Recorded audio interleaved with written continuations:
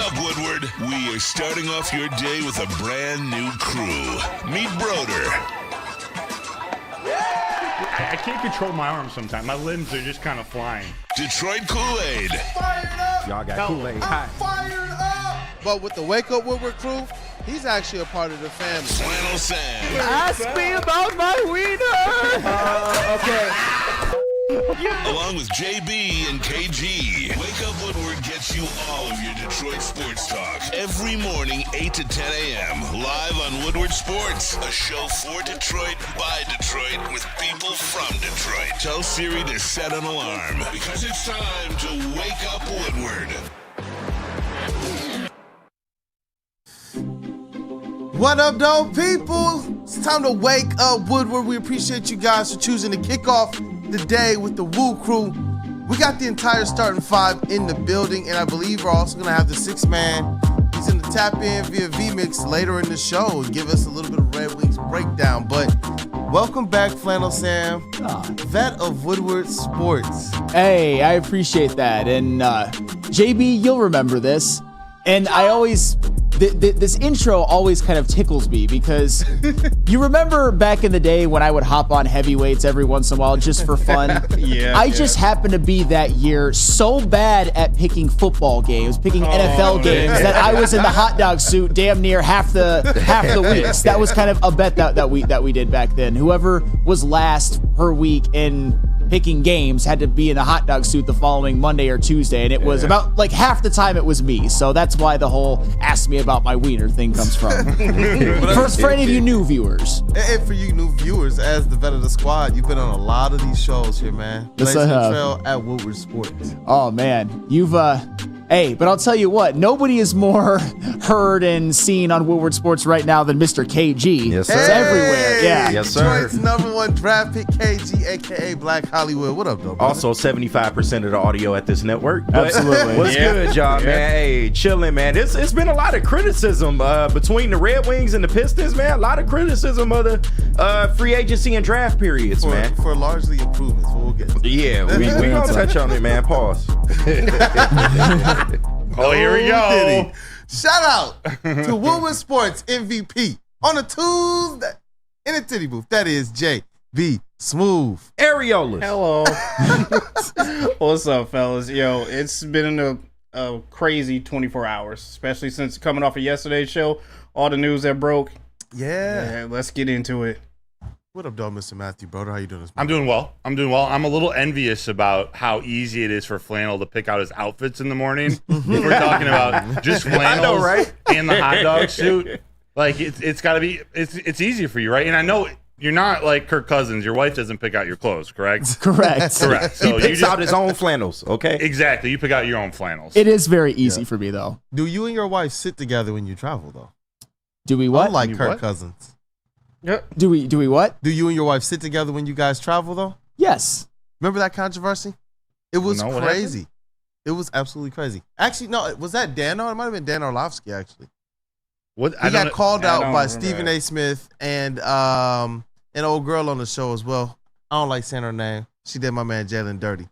But they were calling him out because he flies first class and she flies with the regular coach. Oh, that's why you same were coach. asking me Damn. that. Oh, Yeah. Okay, yes. We do. It was we a travel while, so together. they checked yes. him too. You gotta it was let your wild. wife go first class. If I you know. have a choice, They you gotta hand it checked off. That They can't checked go him, too. over well. Yeah. I was It like, doesn't man, sound like a Dan Orlovsky thing. it was pretty Come on, wild. Dan. It was pretty wild. After you run out of the back of the end zone, you don't get to do that. That's fair. Come on, Dano. And I love Dan, by the way. Spicy brother. I love it. Man, that's our credential. Tigers and Lions reporter. And it's your boy Brandon Dan K. Detroit Kool-Aid. Brother, you want to tell the people what we're talking about today? Yes, I would. Let's go. We're talking Pistons in this first hour. We're going to go 2 segments talking about the Pistons. The Tobias Harris signing, which happened after our show yesterday. Other free agency moves. At 8:45, we're VMixing in JEWSUS. Yeah. We're going to talk some Red Wings. He's going to maybe cover the NHL draft a little bit more. Then the segment after that, we're going to kick it back here to our in-studio crew and finish off a Red Wings conversation. Are they done? What's going on? Is there another splash move? What's happening with Trouba? We got Skubal on the mound tonight against the Twins. Got to make a little room. We got to catch some people here in the AL Central. we'll cover them for a little bit and have some backup Lions topics if needed. But we're going heavy Pistons Red Wings again today. It's the news, man. Yep. It's the news. Especially with where these teams are. Steve Yzerman, I think, finally ready to kind of cash in on what this Yzer plan is supposed to be. This Red Wings team having a great shot to make the playoffs, and then the Pistons with the Trajan Langdon era. They spent a little bit of money finally. They did. They did. But do you want to get us into these layup lines? Get us warmed up? Yeah, let's do Absolutely. it. Let's do it. Let's I figured, I don't know if you guys saw it, and I don't need you guys to do any in-depth analysis, but some of the moves around the NBA, I just want to get your takes on, do you think these are good moves, good contracts? What are your thoughts? And I want to ask you guys, Paul George to the Sixers, 4 years, $212 million. They also signed Kelly Oubre, Andre Drummond, Eric Gordon. What do you think this move is? What do you think of this move for Paul George and the Sixers? Yep, and they also brought back, goodness, why is Maxey. Maxey, yeah, Tyrese Maxey. Extension, yeah. I like that, because especially when you include that there. I like that for the Sixers. I think Paul George, Maxey, and Embiid will each have the opportunity to get their shots, have their usage rates up. And the depth pieces, bringing back a Kelly Oubre, bringing in a Eric Gordon, who's still, for whatever reason, getting buckets. He's still hooping. Yeah. I don't know how or what he's defying, but he's doing it. And I like Andre Drummond as a backup center. Fair enough. Yeah, I would say when it comes to Paul George teaming up with Joel Embiid, it's two historic playoff underperformers who are also going to be Hall of Famers who could really augment their legacies by leading the Philadelphia 76ers. It's a franchise that hasn't won a championship since 1983. If they can all get this done together, that would be just so many legacies, and even the city would be uplifted so much. But historically, it is shown that both of those guys, their numbers and efficiency all go down in the playoffs. In the case of Joel Embiid and even Paul George, you don't know if they're going to be available. So we shall see. I get why they did it. I don't know if it's going to work. It's championship or bust, no doubt about it. And I know we were talking about this yesterday, KG. The more I was thinking about it, I was like, you know what? When I think about like the type of defense that Boston, like that the Boston Celtics employ, I could absolutely see that, stifling Philadelphia's offense. It wouldn't shock me. And Philly does not play that level of defense. Yeah. No, they do not. Most certainly. All right, moving on. Klay Thompson to the Mavs. What do you think? They also signed Najee Marshall. A signing I want to get to a little bit later when we're talking about the Pistons. Najee Marshall, 3 years, $27 million. What do you guys think about Klay Thompson? A 3-year, $50 million contract with the Mavs. We got to go to our resident kind of Warriors supporter as well. I know this isn't sitting well with you, man. Talk to me, JB. Damn it. It's over, JB. Dang. End of an era, man. It's sad, man. This is sad. Just to see, Klay decided not to go back to the Warriors, and the Warriors decided not to sign Klay back again. See him go to the Mavs as well, too. This is going to really hurt, I guess. I just need Steph to get some help. That's all I'm asking for. All I'm asking for is Steph to get some help. I respect Klay and his decision and everything like that. I do believe his best days are behind him, but I do think he will help his Mavs teams out as much as he can. But for God's sakes, can we please just get Steph some help? That's all I'm asking for. A KD, somebody. Lauri Markkanen? Lauri Markkanen, anybody. Nice. The Jazz first said that they were not going to trade him, and now he's back on the market. And one question I will pose now, but we'll push it into the next segment. You guys saw what Klay Thompson got, right? Yeah. In terms of his annual value 3 for $50 versus Tobias Harris. Some similar numbers, especially from behind the arc. Want to ask you guys which one would have been the better value? That's a good question, and we will certainly answer it. And to respond to JB, Steph has had plenty of help in his career. There's a certain guy with the last name of Durant that came to the Warriors back in the day that Warriors fans now all hate. That guy because that Steph Curry carried to a championship? Because there are Warriors fans, and then there's the Steph Curry cultists who like to retcon Kevin Durant from history, but he actually won those 2 finals MVPs. He was there. But anywho, yeah, Klay Thompson to the Dallas Mavericks, that's a great move for them because they needed a third scorer in the worst way, and they just didn't have it last year, even going all the way to the finals. Klay Thompson, despite him injuries kind of robbing him of some of his athleticism and his physical gifts, can still shoot the hell out of the 3 ball. 38% last season. I mean, he's still Klay Thompson. He can still one of the best shooters who ever lived. I just need to stand over in that corner, Yeah. catch and shoot. Yep. Maybe dribble. Yeah. Possibly. Maybe. Maybe One one. dribble, yeah. Yeah. One. I don't know if he gets any more dribbles. One with the stiff step back. Exactly. That step back is looking more and more stiff now. You know who's going to be doing a lot of dribbling? I like the pairing. Point guard going from Golden State to San Antonio. Chris Paul signs a 1-year deal with the Spurs. It's a good move. That's Thoughts? a good move. That's a really good move. I like that move a lot. I was just sitting here. We were just pondering with Rod Beard how would it look like if we had a point guard like Chris Paul next to Cade Cunningham. We didn't think that Chris Paul would even be available, and the Spurs get him on a 1-year, $11 million deal, which that $11 million deal makes his contract very, very movable and allows him, if he's cut later on in the season, to be able to join a contender as well, based on how the new CBA works. That is an excellent move for the Spurs. I think you could pencil them in for damn near double the wins that they had last year. Because even though Wemby had a phenomenal rookie season and it wasn't his fault, the Spurs actually didn't improve their win total at all. But if you add a Chris Paul to this, even though he's a little washed, but he can still distribute. If you add Chris Paul to this team and you got Wemby, you've got some other young guys Stephen like, Castle. Devin Vassell and Keldon Johnson, Stephon Castle. That's a pretty damn good nucleus. So the San Antonio Spurs, in the win column, you're going to start to see the fruits of the whole Wemby era, and Chris Paul is going to help that very much so. Then I can't think of a better pairing than Chris Paul and Greg Popovich. I think that's being slept on a lot. Those two basketball minds, you got one that's a coach and one that's an on-court type of coach. So definitely looking forward to what they can do, even at 39 for Chris Paul. So That'll League pass catapult. team? What was that? League pass team. We're gonna have to rank that. Our league pass teams. Oh, is that what the new, like, you get to pick what teams you can sign up for or Effectively something? with the NBA, you know what I mean? Which teams are you, outside of your home team, are you signing up with League Pass to make sure you can watch them? For me, the Spurs are one of those teams. The Thunder are also one of those teams. Oh, speaking of the Thunder, nice segue there. Let it fly. You see what I did there? Yeah, Isaiah Hartenstein. I don't know if it's Stein or Steen, but whatever. He was signed to the Oklahoma City Thunder, and I think that was a phenomenal move for them. You look at what they've done this offseason, adding in Alex Caruso, getting rid of Josh Giddey, who was cancerous to the team with his play in the playoffs and even at part of the regular season. You get an inside defensive presence like Isaiah Hartenstein to add to SGA, Jalen Williams, Chet Holmgren, like a Lou Dort. You're talking about the Oklahoma City Thunder to me as, along with the Boston Celtics, the two most well-constructed rosters in the NBA. That might be the finals matchup last year. I wouldn't bet next year. I wouldn't bet against it. Great move for the Thunder.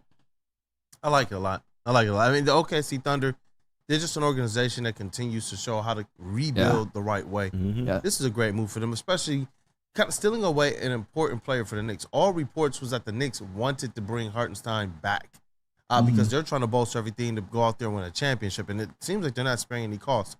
But shout out to him on betting on himself, going out to OKC, getting with a really good young nucleus. That has the opportunity to really, really make some things happen in the Western Conference next year. So OKC, they feel like the Texans to me.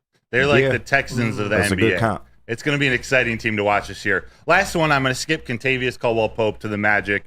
3 years, $66 million. Interesting. But the Boston Celtics, they just signed Jason Tatum. 5 year, $313.9 million Supermax. At the same time, they put the team up for sale. Their ownership group bought in 2002 for $360 million. In the last, I think, 12 to 14 months, they've committed $919 million in contracts. What do you think of all that? Jason Tatum, the contracts, they have to have an owner, the next owner in mind, right? You can't sign those checks without knowing who's coming next, right?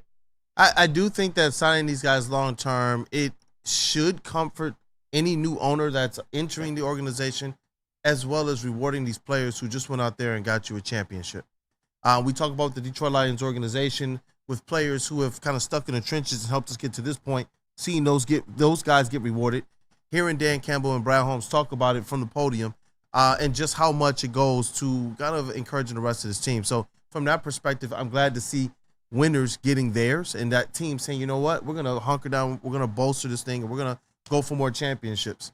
Rather than like with the going to work Pistons who kind of broke it down quickly after. So it's like, I like it. And if you're going to sell the team, isn't it better that, these players are going to be there? This championship caliber nucleus will be there for some time. I mean, absolutely. You can say that Jason Tatum's overpaid or whatnot, but here's the reality. They won a championship. Even though Jason Tatum didn't perform, I would say, like a true superstar in the NBA Finals, they still won a championship with that nucleus, with him and Jaylen Brown, and they re-signed Derek White. And the reality is that I know a guy like, I'm singling out Jason Tatum because he still gets clowned a lot and people still say he's soft and not a dog. Here's the reality of the situation. Jason Tatum was one of the greatest draft picks in Celtics history. Jason Tatum is going to go down as one of the greatest Celtics in franchise history, whether you like it or not. And you had to reward those guys. And they had, even though they faced a lot of injured teams in the East, they validated their dominant postseason by going 4-1 in the finals. So credit to the Celtics, credit to their players, and they were rewarded in kind. And man, imagine being the new incoming Celtics owner. That is a pretty attractive position, I would say. It's gotta be. It's gonna cost you $5 billion. Right? $5 billion. Let me just reach into my change purse. It's insane what the Pistons were. What Tom Gore's got the Pistons, $350 million, I believe, and now they're worth over $1 billion. Yep. That is insane. That's insane. After tearing down your arena, you still gain the value. Nice return. That's a nice return. Wild. Absolutely. Well, let's get to break. Let's talk about Tobias Harris when we come back. I want to hear your thoughts, Kool-Aid, and everyone here. So take us to break. Absolutely. Planet Fitness. No matter where you are, there's a Planet Fitness close by. There are more than 50 in Metro Detroit and thousands more throughout the world. At Planet Fitness, you'll experience a squeaky clean gym that has tons of equipment, friendly, knowledgeable staff, and a totally judgment-free atmosphere. Did you know that all Planet Fitness memberships include fitness training for no extra cost? Want all the perks? Upgrade to the PF Black Card and enjoy use of amenities such as unlimited use of the Black Card Spa, featuring hydro massage, massage chairs, and total body enhancement, and more, along with access to over 2,500 locations worldwide and unlimited guest privileges. For more information or to join today, visit your local Planet Fitness or visit their website at planetfitness.com. Drive into summer and drive into savings during Feldman Chevrolet's biggest Memorial Day sale ever. We're stocked with new Chevy cars, trucks, and SUVs, all priced to move. Like this 2024 Silverado for only $217 a month, or this 2024 Equinox for as low as $199 a month. Find your freedom in a Feldman at the Memorial Day sale going on now at Feldman Chevrolet, Michigan's #1 Chevy dealer. Love Woodward Sports? Love wearing clothes? Then you should be wearing Woodward Sports clothes. Check out our full line of merch at woodwardsports.com. Just click on shop. We have all your favorite designs, like Dan Campbell kneecaps, Woodward golf, and of course, our own logoed out merchandise. Men, women, infants, kids all love Woodward Sports. Impress your friends. Impress your boss. Impress your dog. Buy Woodward Sports merch today. Yo, let me just say, I love Planet Fitness. Trying out Planet Fitness and dang, they got lots of equipment. Not me getting a Planet Fitness membership just for the 24-hour perk. Listen, the PF Black Card is worth every penny for this hydro massage. I'm a new man. Did y'all know that the PF app has workouts you can do at home? Cheapest therapy I can find is Planet Fitness. All the benefits, all for less. Planet Fitness, big fitness energy for all.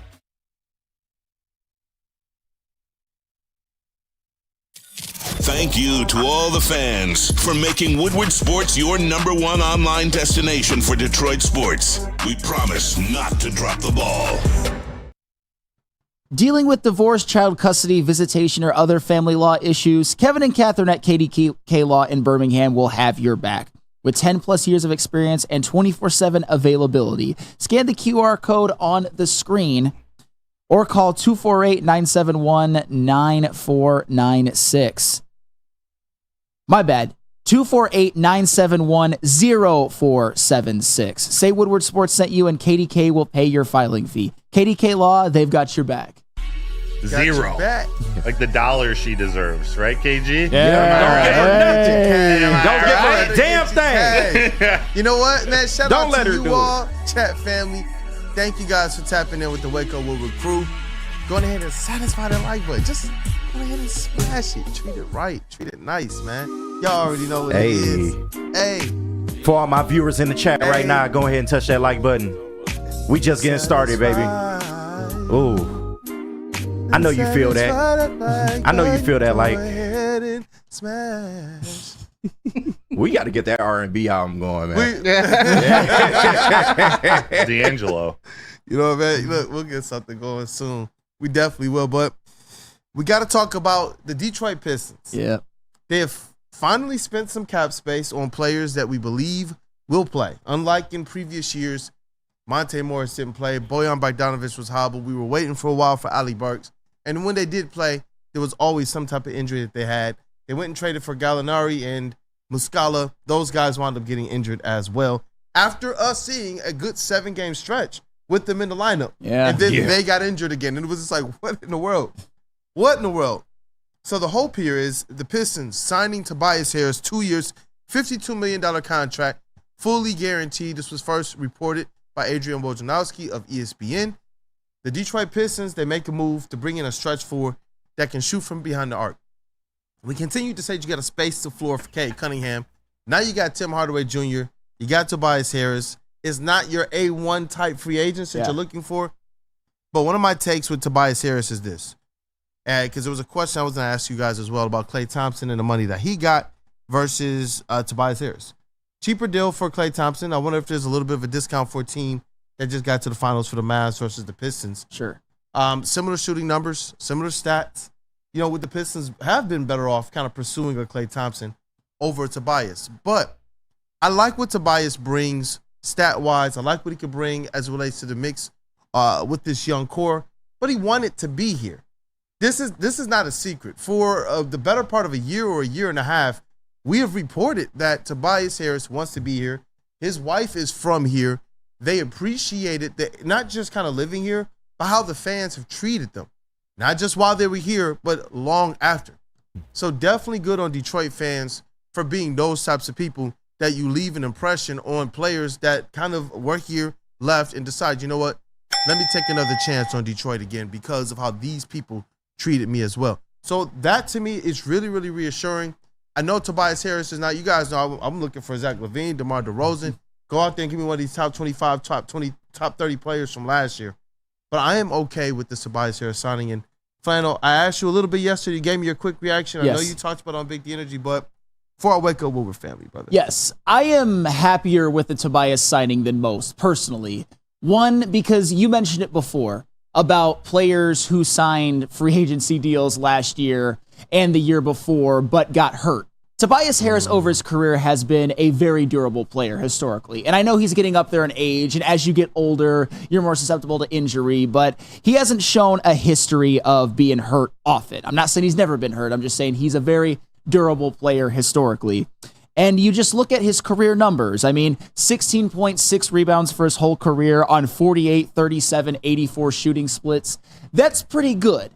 I mean, that's a very good NBA career, and those are very good. Those are a lot better splits than a lot of Pistons players had last season. He's a vet. He's a 6'8", kind of like 3-4, who's, I would say, an upgrade defensively over what Bojan was. He can shoot the three. He can space the floor. Over his career, 37% from three on 4 attempts per game, and he wasn't necessarily my first choice for free agency, but you mentioned it. He wanted to be there, and when you think of guys like, say, Gary Trent or Buddy Hield, they're better three-point shooters than Tobias Harris, but Tobias Harris, for a couple of years of his career, has been a borderline all-star. I mean, last season, he averaged 17 a game. He's the type of guy that I think on a perfectly constructed roster could be a third best on a championship team. I'm not saying he's going to be that on this team, but you add Tobias Harris to this roster. You already added Tim Hardaway Jr. I hope to God that they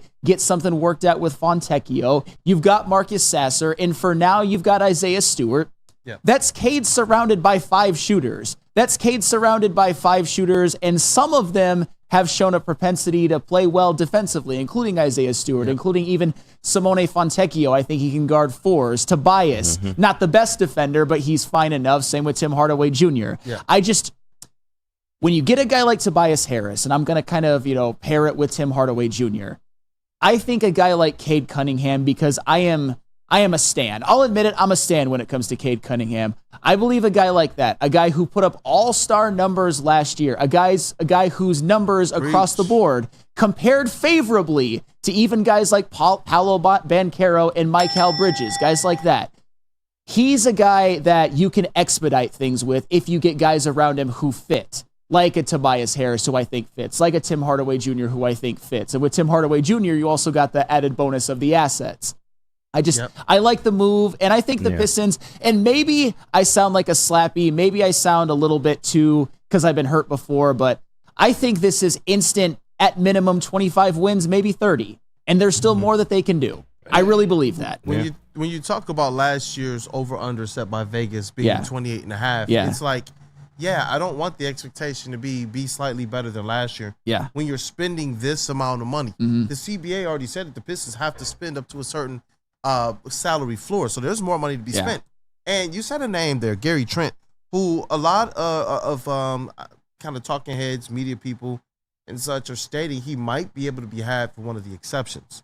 And the Pistons have both of their exceptions. It'd be interesting to see if they make a call on a player like that to continue to bolster things. But because the exception doesn't take from the cap space, which they're trying to utilize to be able to bring in more draft and future capital assets.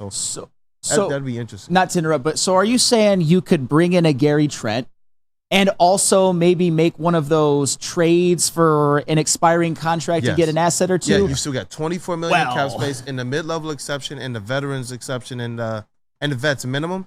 Those don't count as a part of that $24 million. Depending on whose contract you might have to absorb, along with Gary Trent, I'm not going to say it, but I'd be getting pretty excited. As long as, of course, Cade stays healthy and people stay healthy. But as far as construction goes, don't hate it at all. Yeah.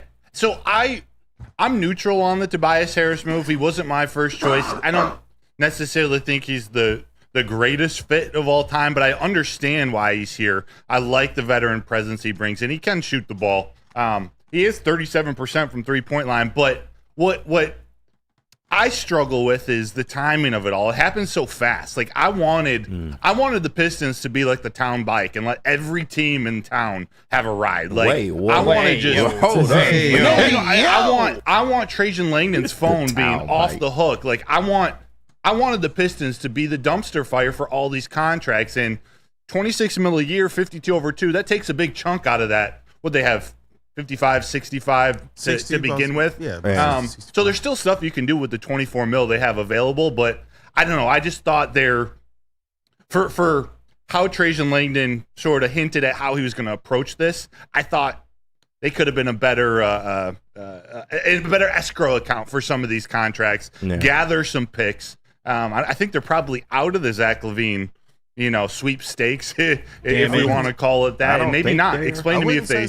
But like $43 million a year, I think he makes. How they make this all work? Obviously, you're gonna have some outgoing contracts, but if they haven't rubber stamped everything yet, Cade Cunningham's contract also doesn't start until next season. The season after. I think it's the season after because next year is the last year of his rookie deal. But they just signed Patrick Williams at $90 million. They signed Jaden McDaniel to a contract also.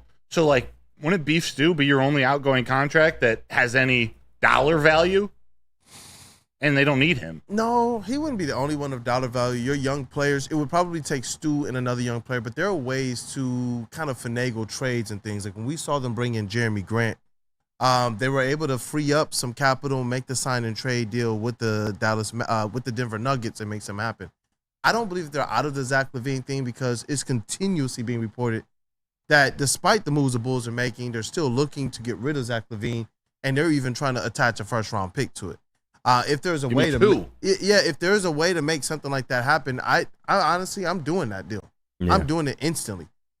With the Tobias Harris stuff, I understand if some people find it a little underwhelming because it's not our first choice. We've been in the trenches for 10, 15 years waiting for this team to kind of turn things over. And when you go through what we just went through with the restore, we're sitting around right now waiting for what should be our reward, which is a team that's ready to make the playoffs, and instead we're kind of starting things over. So I get it with like Tobias Harris and Tim Hardaway Jr.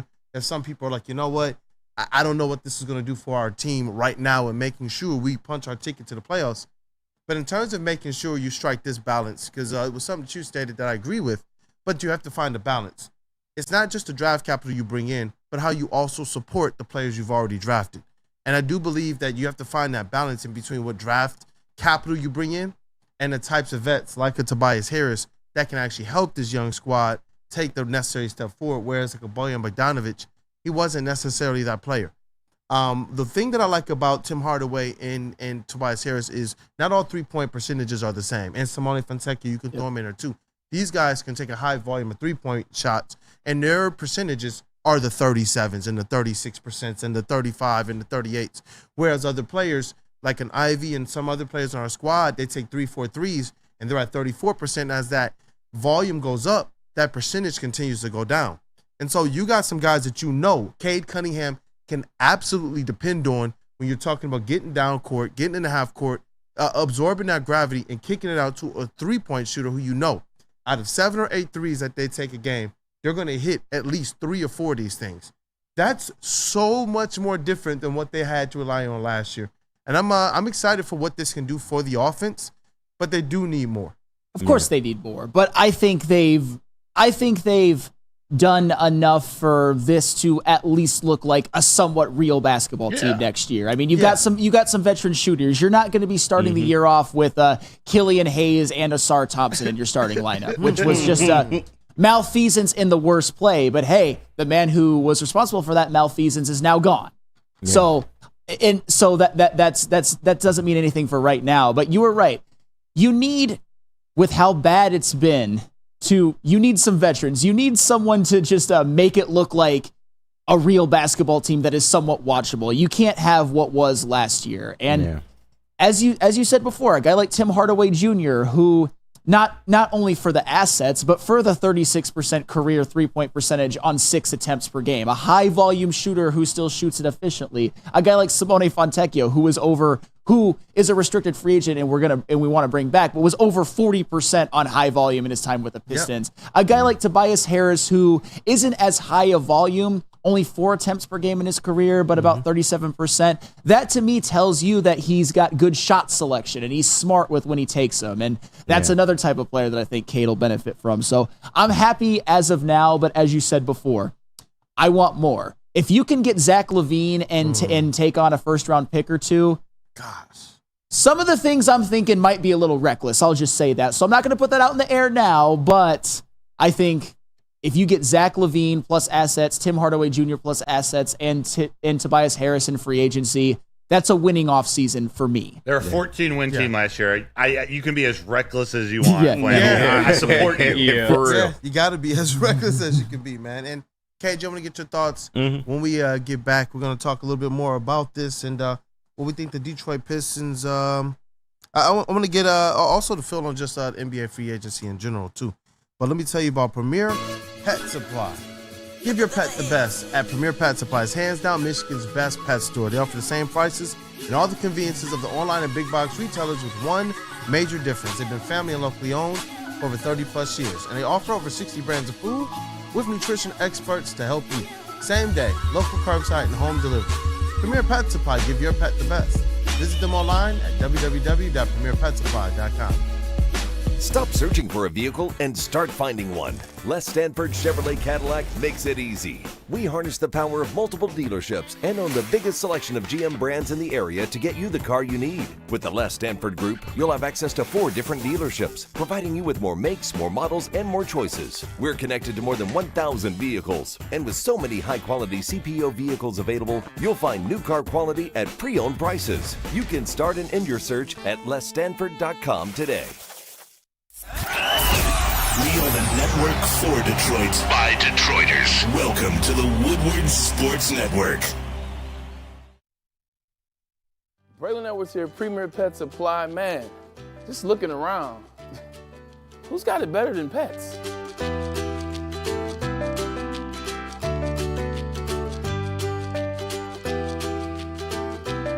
Come on, a baby stroller for Coda?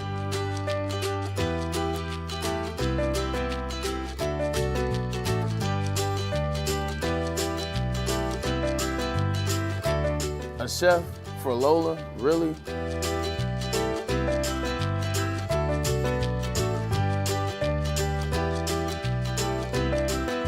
don't have to tell me who the real boss here is.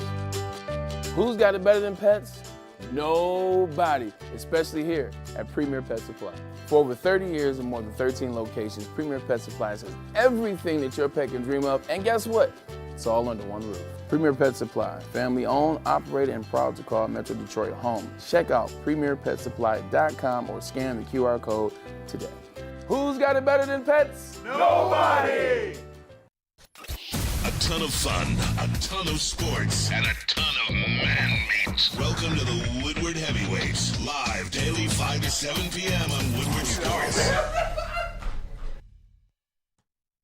Let Guardian Alarm offer you customized solutions from real experts. Our professional technicians, they take the time to recommend security and automation solutions specific to your needs. It's 24/7 professional monitoring. You can call us anytime, day or night, and know that a Guardian team member will stay on the phone with you as long as needed, because it is technology that is backed by people. And your safety and security deserves technology that's been proven to work, and people have been proven to care. All you got to do is call this number right here, 1-800-STAY-OUT. Once again, that number is 1-800-STAY-OUT. And welcome back, people. It is Wake Up Woodward. We appreciate you guys for choosing to kick off your day with the Woo Crew. We got the starting five in the building, and shout out to 6-man, that dude, Justin. And we are talking about the Detroit Pistons, their free agency so far. It's been a busy offseason for them, from the front office to the coaching. They finally got the coach and JB Bickerstaff, to what they're doing now in free agency, not just signing players and trading for players, but also the report, Cade Cunningham will get the max extension, and Simone Fontecchio was offered a qualifying offer. So the Detroit Pistons have the right to match any offer or engage in a sign and trade. So it will be interesting to see how they handle that.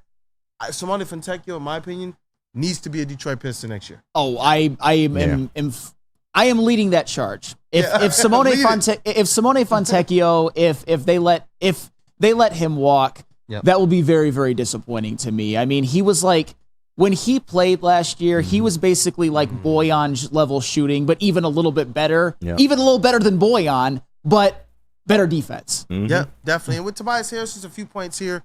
You know, with his usage rate, we kind of talked about this in the break. His highest usage rate in the last 3 years was this past season, and also correlated with his lowest three-point percentage as well.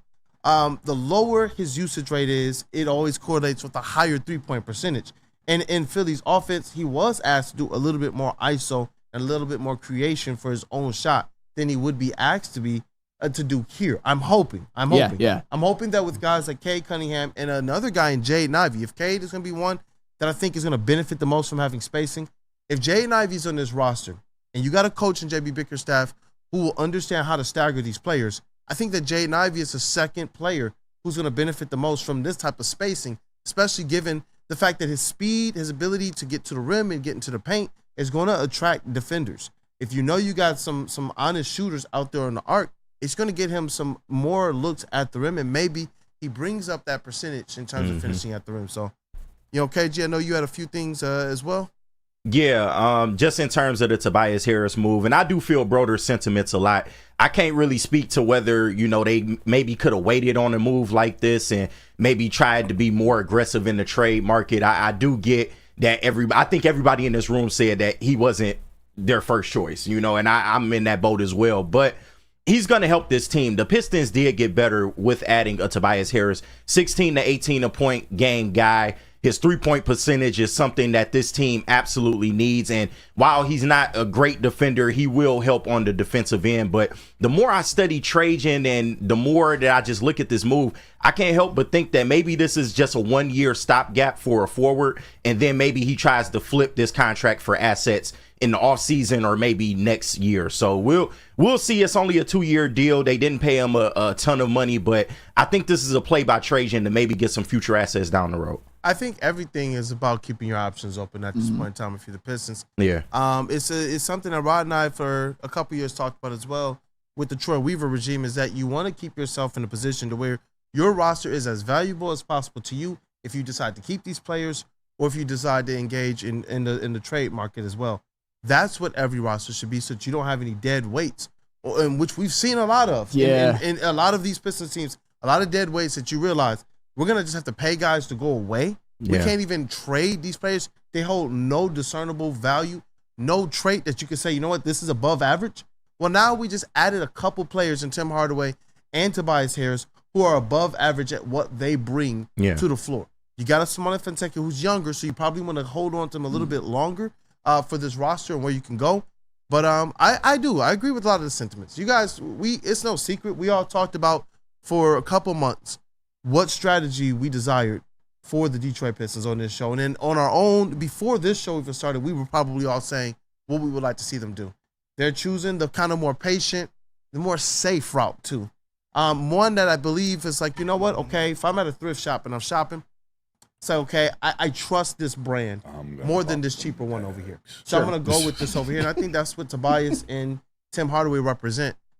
Kind of something that you're comfortable with, that you know is going to work, you know it's going to play, you know what it's going to give you. It's pretty consistent. Yeah.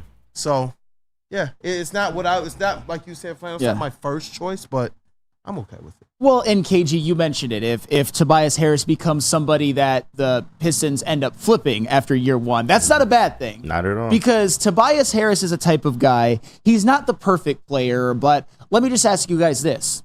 Could the Dallas Mavericks have used Tobias Harris last year? Absolutely. In the finals? 100%. Absolutely. I think that they fare a little bit better against Boston if they had Tobias Harris. I'm not saying they would have won, but they would have fared better. They would have had a third scorer who can shoot, who can also create for himself if he has to. So the point is that there's going to be a contending team that is going to be a player like Tobias Harris away. And that's where, if that's what Trajan Langdon decides he wants to do, that's where he's going to have to pounce. Yeah. But there's going to be opportunities. It's not a bad deal either. 26 It's not. million. That's part of it. $26 million is not like a radioactive contract. His previous one kind of was. Yeah. But with new beginnings, right? New beginnings. And you know what? When people started first thumbing their nose up at the idea of Tobias Harris being here, I remember the numbers that people thought it would be. They said, Detroit's going to have to pay him like $35, $40 million because his services are going to be desired by everybody.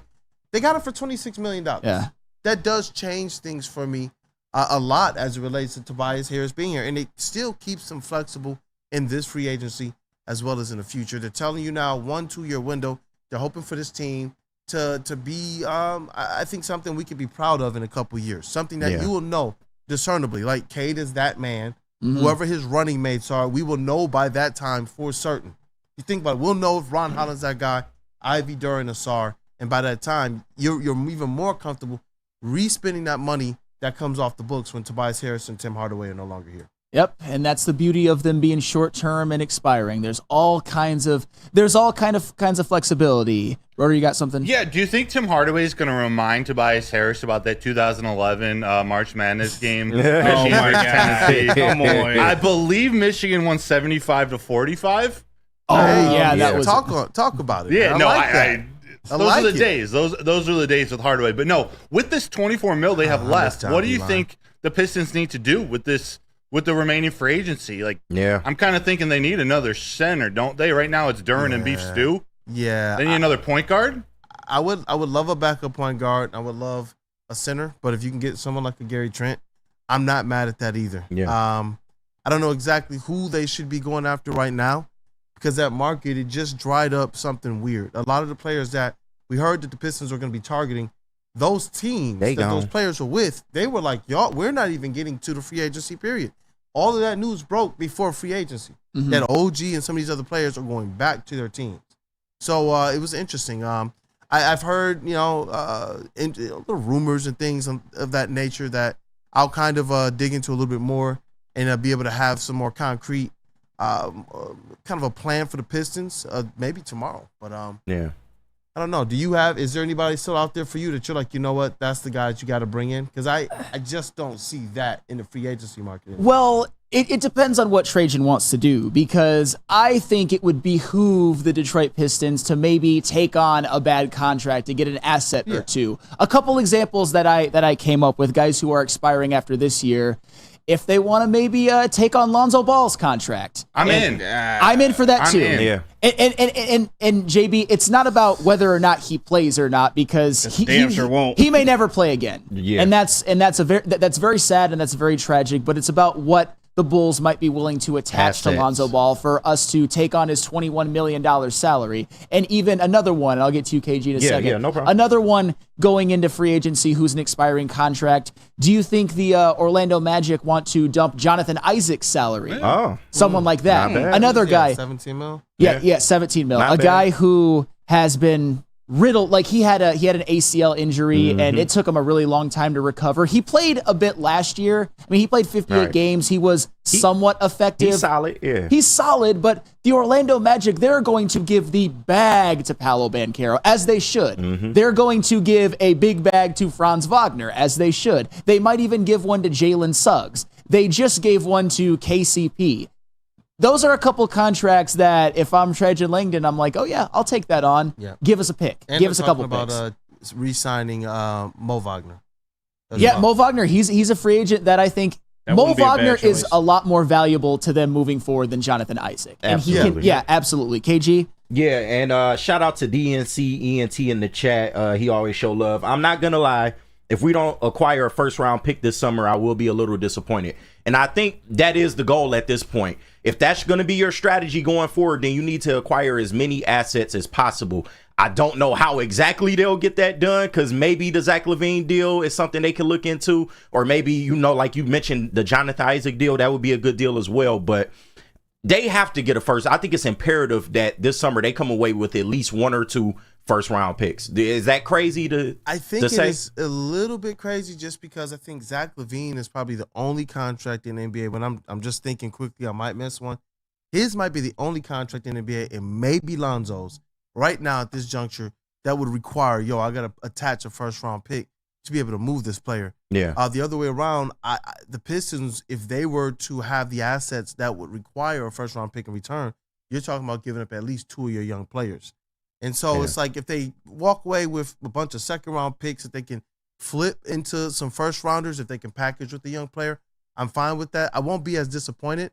Would it be nice? Yeah. I'm not going to scoff at that, but I'm trying to find a path to them being able to get that first-rounder outside of dealing with the Chicago Bulls, and I don't see how easy that path is. Well, Trajan Langdon, then go deal with the Chicago Bulls. Yeah. Because I'm good with Zach LaVine. I'm good with taking on Zach LaVine. I'm good with taking on Lonzo Ball. Either one. To help build this team in the right way with more assets. And in the case of Zach LaVine, he would massively help this team. I think he would help Cade, and I think he would benefit. And Lonzo Ball, it's a free roll. Yeah. If he point guard. And the thing about Lonzo Ball is, and people kind of forget about this, is that Lonzo Ball, when he last played for the Chicago Bulls, and I'm not saying he's going to play again, and the assets he could bring would be his most valuable asset, no pun intended, but when he was with the Chicago Bulls, when we last saw him, he was putting up Klay Thompson-like efficiency from three, over 42% on 7 attempts per game. Fred Vincent. Free roll. Fred Vincent. Fred Vincent. Yep. Yeah. Hey, Lonzo Ball is one of the guys who Fred Vincent famously fixed, along with Brandon Ingram, for the record. Yes. Yeah. Yes. One last name before we get to JEWSUS. A name that 8-9 years ago would have been the worst fit of all time. But what do you think about JaVale McGee? You bring him on a cheap deal. You need a rim protecting big, whether it's starting some games or coming off the bench. He's mature now, and I think he could help Jalen Duren a lot. I've always liked JaVale McGee. Yeah. It just has, if it's a player you're talking about coming off the bench, you can manage his minutes and really force him into those kind of high energy role. That's what I think he is best. I've always liked him. I've never been one of those guys who got caught up in the whole kind of acting a fool or shacking a fool thing. I get it. It's funny when you want to zero in on somebody's mistakes only. But I've always liked what JaVale McGee has brought to the table. He was shacking a full back. I mean, he was pretty outrageous. But he was still going out there and doing some really good things. He was, And when you look at JaVale McGee's history, and I'm not saying that he's my first choice or anything like that. Yes, he had the shacked in the fool stuff, but I'm looking at the 2017-2018 Warriors roster. JaVale McGee was on it.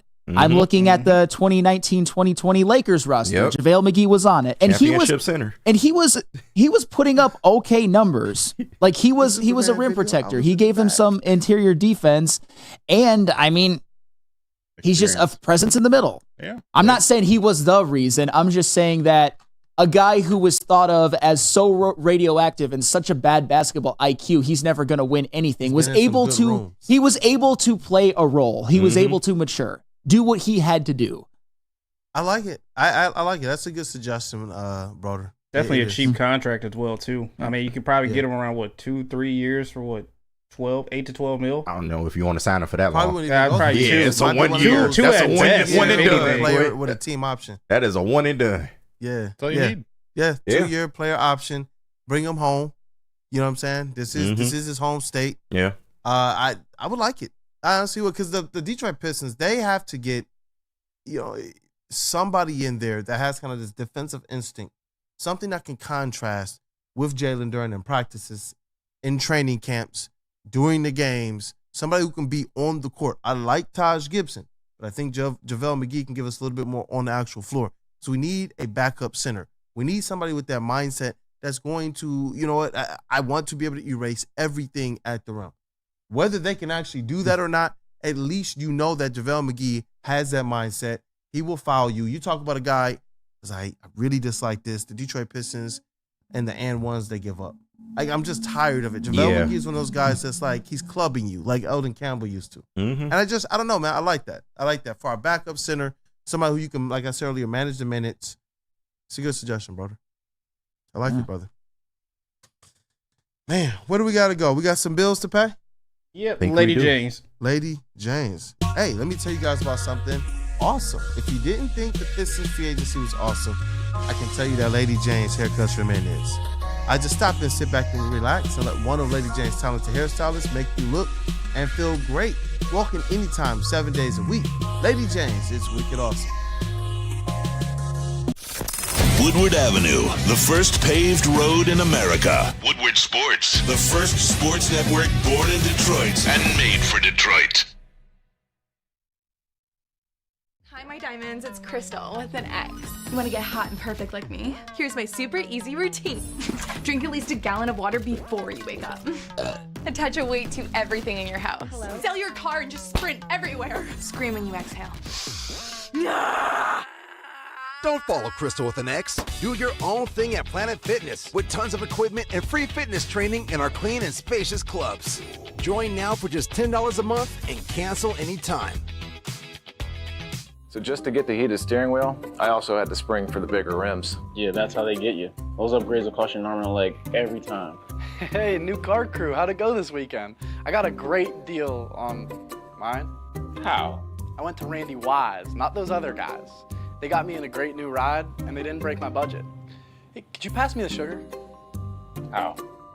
Never mind. He made the wise choice. Yep. Make the wise choice at RandyWiseBuickGMC.com.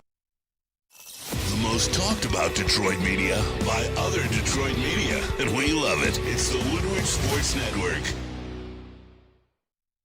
Come to any Lady James Haircuts for Men and claim your throne for a king's treatment from one of our talented stylists. Open 7 days a week. Walk in anytime. Just get to a Lady James today and receive a precision haircut, scalp massage, hot lather neck shave, and a hot towel treatment. A haircut should not be a chore. It should be an experience. And that's exactly what Lady James has to offer. Open 7 days a week. Walk-ins are always welcome. There's always a location near you. Lady James Haircuts for Men. It's wicked awesome. Threw me all off, bro. Attention, sports fans. Dang. Don't miss out on expert sports injury insights with Dr. Jeff Pierce of Michigan Sports and Spine. Join Dr. Pierce every Tuesday during Big D Energy and every Thursday during Armani and Edwards, where he offers top-notch injury advice. Trust the guy that DMAC trusts. Dr. Jeff Pierce is here to keep you in the game and performing at your best. For more information, visit MichiganSportsAndSpine.com or call 248-426-9944. Oh, man. What up, though? People, welcome back to Wake Up Woodward. As always, always, we appreciate you guys for choosing to support the crew. Go ahead and smash that like button. What up, though? JB. Oh, damn. Bickersmooth. Oh, damn. We just got some breaking news here. Is it good or bad? I mean, it's good for Donovan Mitchell. He's agreed to a 3-year, $150.3 million max contract. That includes a player option for 27 to 28. With the Cavs? With the Cavs. He stayed with the Cavs? Staying with the Cavs. Alternate University Detroit Piston Donovan Mitchell? Yeah. So does that lend to the credence that maybe JB Bickerstaff and Donovan Mitchell wasn't getting along? Those were all little reports and hit pieces that came out behind the scenes. It wasn't that JB Bickerstaff wasn't a good coach and didn't understand culture. It was really just, if you're going to make a commitment to Donovan Mitchell and he don't vibe with the coach, That's your star, yeah. Darius Garland, bring him home. Hey, Donovan Mitchell on that LeBron James treatment, huh?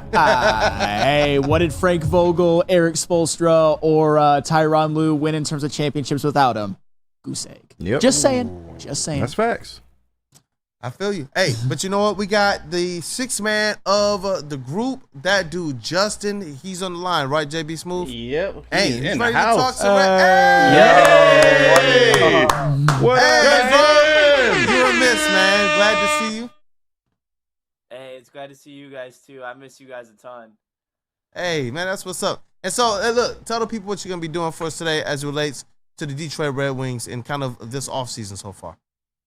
Well, as you saw yesterday, the free agent frenzy got kicked off yesterday for the Detroit Red Wings, and we were very active, not in the big signing aspect, but we made a bunch of small moves that do make a big factor into the future here. They're all bridge contracts, which don't hinder our prospects that we do. We are relying on the kids. I mean, that is what these moves are showing me, because we didn't necessarily sign anyone big. We let Perron go, and we let Gostisbehere go. So we're not done yet. We have to replace that supplementing scoring in some aspect, because that is a bunch of power play points in general, and we're definitely not done. I now look to the trade market.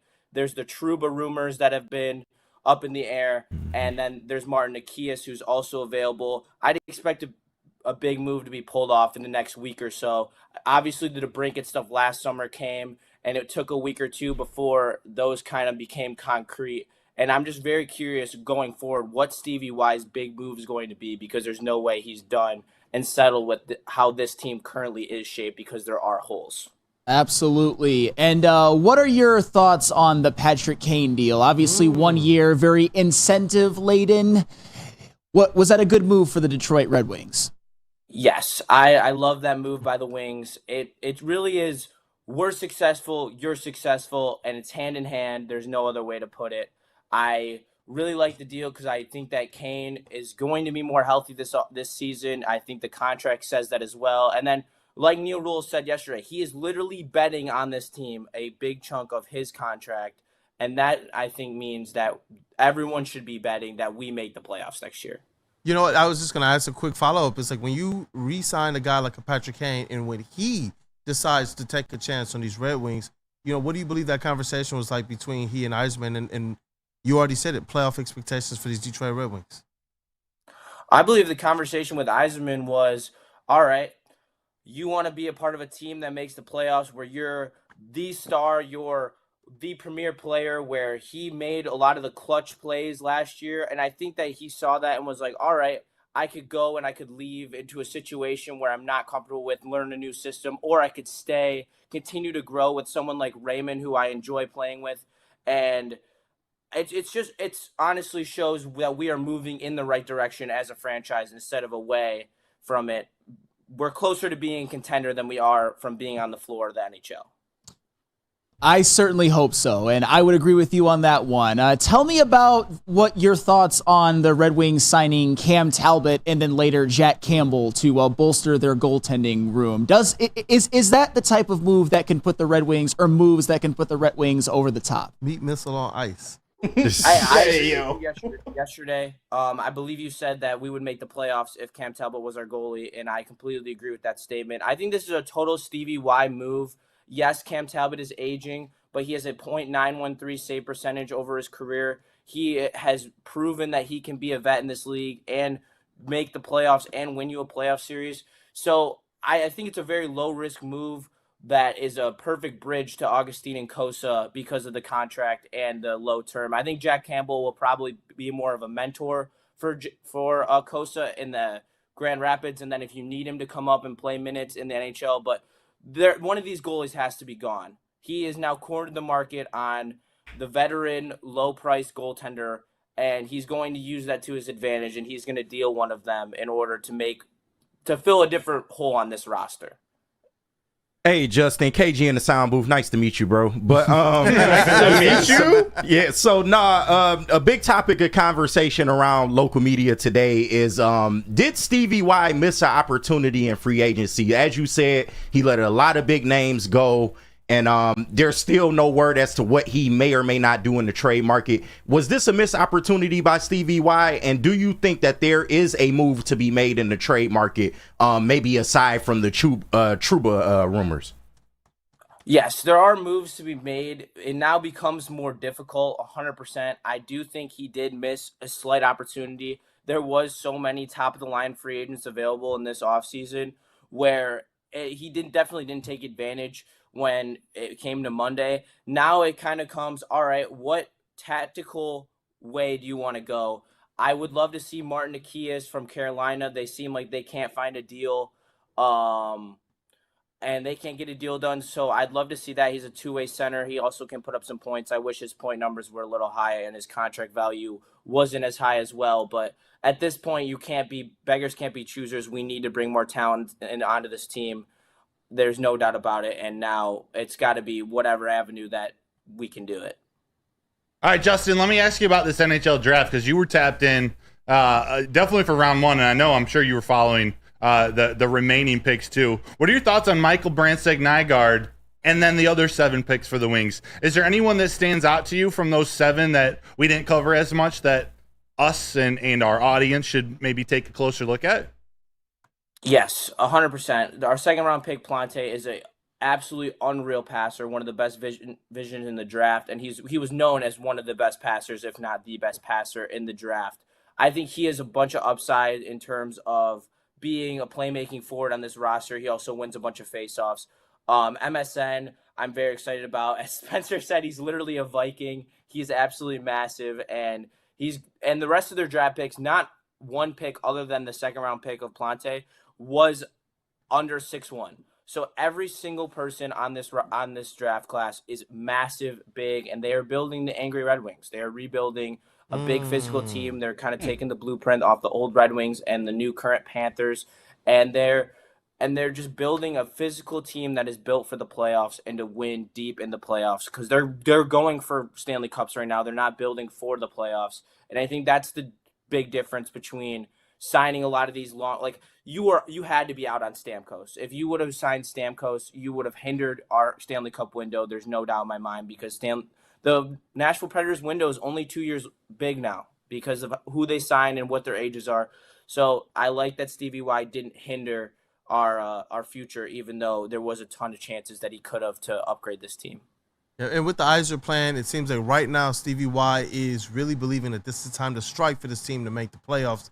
What's your grade so far as it relates to what Yzerman has done this offseason to augment this team for the future and for now? I'd say it's a B. I really would love to see some more fireworks. There has to be. This roster is not complete. I love the sign of Gustafsson. I think he's cheaper than Wallman. He's better than Wallman. He can do everything that Wallman does better. And so I love that move. I definitely need to see some more. We're missing a forward. And we're missing a D at least. And that's not where you want to be when you are relying on rookie parlays as if you've seen with the Tigers. So there has to be a move to come, 100%.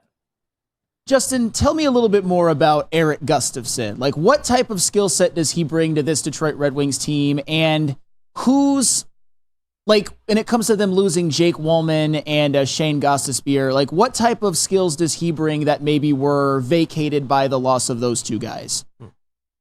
Well, he's a better defender than both of them. There's no doubt in my mind. He also is a better plus-minus. He's better at bringing up the puck with better puck control and better decision-making. Where the drop-off is from Gostisbehere on the power play. Gustafsson can run the power play, and he is okay at it, but Gostisbehere is a little better, I'd say. I would say, other than that, it's pretty even across the board. I think at the term of the contract, it's a better deal for the Red Wings. It's just term we're going to have to replace one of those defensemen. You don't want Petrie to have to be in your second pairing as he is right now, unless that's Edvinsson and then you have Petrie in your third pairing. The goal would be for me would be to have Petrie not in our lineup at all going forward. Fair. Straight shooter. Say how you really feel. Straight shooter. Hey, Justin, and you spoke to Stevie Y is leaning more with the youth movement, and he's counting on a lot of the young players to take that next step. In your opinion, how much of a step do they need to take? Just speaking from the talent that's on the team right now. Well, on the team right now, you have Raymond and Sider, who both, I believe, should take the next step. I believe Sider should at least be on the cusp of being in the Norris rankings, as he should be at least a top 10, top 7 defenseman this year by his current development track. And then Lucas Raymond, I expect for him to have an 80-point season. I'd love to see him get the A on his jersey. But then there's the unproven guys, the Edvindsons, who, came up and had a great stint at the end of the year, but there's still a ton more that he needs to prove. Bergen's not proved that he's been an NHL-level player, which we're seeming like we're going to bring back. So there's a lot of steps to be made. I'd say it's more hoping that the kids can make the step to the NHL seamlessly with as little bit of a learning curve as possible, because you're going to need them to play big minutes as it looks right now.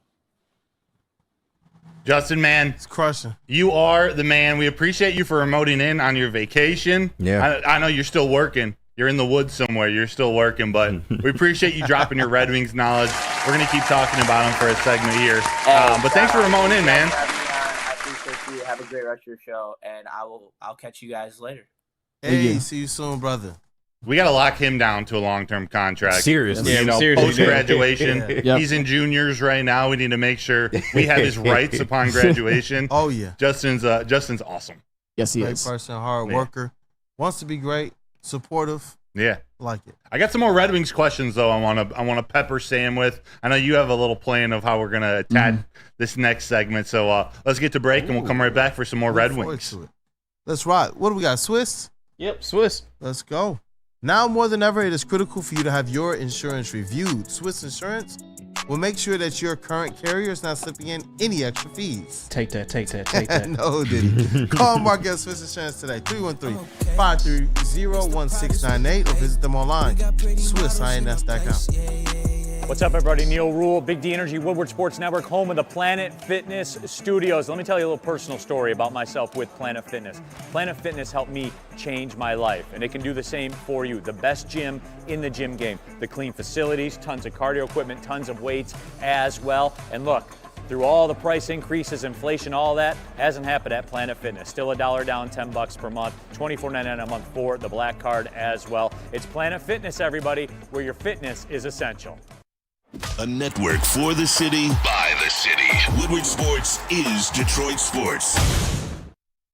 Stop searching for a vehicle and start finding one. Les Stanford Chevrolet Cadillac makes it easy. We harness the power of multiple dealerships and own the biggest selection of GM brands in the area to get you the car you need. With the Les Stanford Group, you'll have access to 4 different dealerships, providing you with more makes, more models, and more choices. We're connected to more than 1,000 vehicles. And with so many high-quality CPO vehicles available, you'll find new car quality at pre-owned prices. You can start and end your search at lesstanford.com today. Game is won in the trenches, and our big fellas don't mess around. The Woodward Heavyweights on Woodward Sports. Merch? Someone said Detroit sign shirt. No, let's go. No, nobody said that. But what you can do is go to woodwardsports.com and click on that shop tab, because we are dropping new designs every single week. We got the hashtag Boo Them Kids shirts out right now that you need to get over this Welcome to Detroit shirt that Kool-Aid has a couple of them in his closet as of right now. But we also got the Detroit Tigers sweatshirts, and you can't forget about the Dan Campbell and Brad Holmes election t-shirts, hoodies, and hats. I know I'm gonna vote for them. You know, it's all about you now. So go over to woodwardsports.com, click on that shop tab. Get swagged out. Training camp is only coming soon. Let's go. You heard it here first. People, go and get your Detroit sign shirt endorsed by Woodward Sports' MVP, JB. No. Boo them kids right now. Boo them damn kids. Let's go, Might man. be We gotta good on get ready for week 1. It's right around the corner. Yeah, man. We might be good on them Tiger sweatshirts, too. Might be good on them. Welcome back to Wake Up Woodward. We appreciate you guys for kicking off today with the Woo Crew. Shout out to that dude, Justin, the sixth man of the squad, for an excellent Detroit Red Wings breakdown. And another one of our Red Wings aficionados, Flannel Sam, I know you have something prepared for us this segment as well. Yeah, just an overall outlook when it comes to day one of free agency, when it comes to the Detroit Red Wings. And what I saw yesterday was that Stevie Y, there are 4 things that he undoubtedly believes. Number 1, he's not done and there's another deal to be made. Whether it's Jacob Trouba, whether it's someone else, there's got to be something else that he's cooking up, or at least he probably thinks so, and I think that there is. The problem is there seems to be some holdups when it comes to the Jacob Trouba trade, maybe related to his family, and that scares me a little bit because I'm hoping upon hope that Steve Yzerman didn't put too many eggs in the Jacob Trouba basket and then it just falls through. But I think he has something else, and I hope that he executes something else. Number 2, I believe that Steve Yzerman believes, and I tend to believe this to some extent as well, that the big dogs are going to big dog. Example, Lucas Raymond. I believe that Lucas Raymond, it's possible that he is an actual point-a-game guy this year. Last year, he was 72 in 82 games. I think that he can take that step in being a point-a-game guy.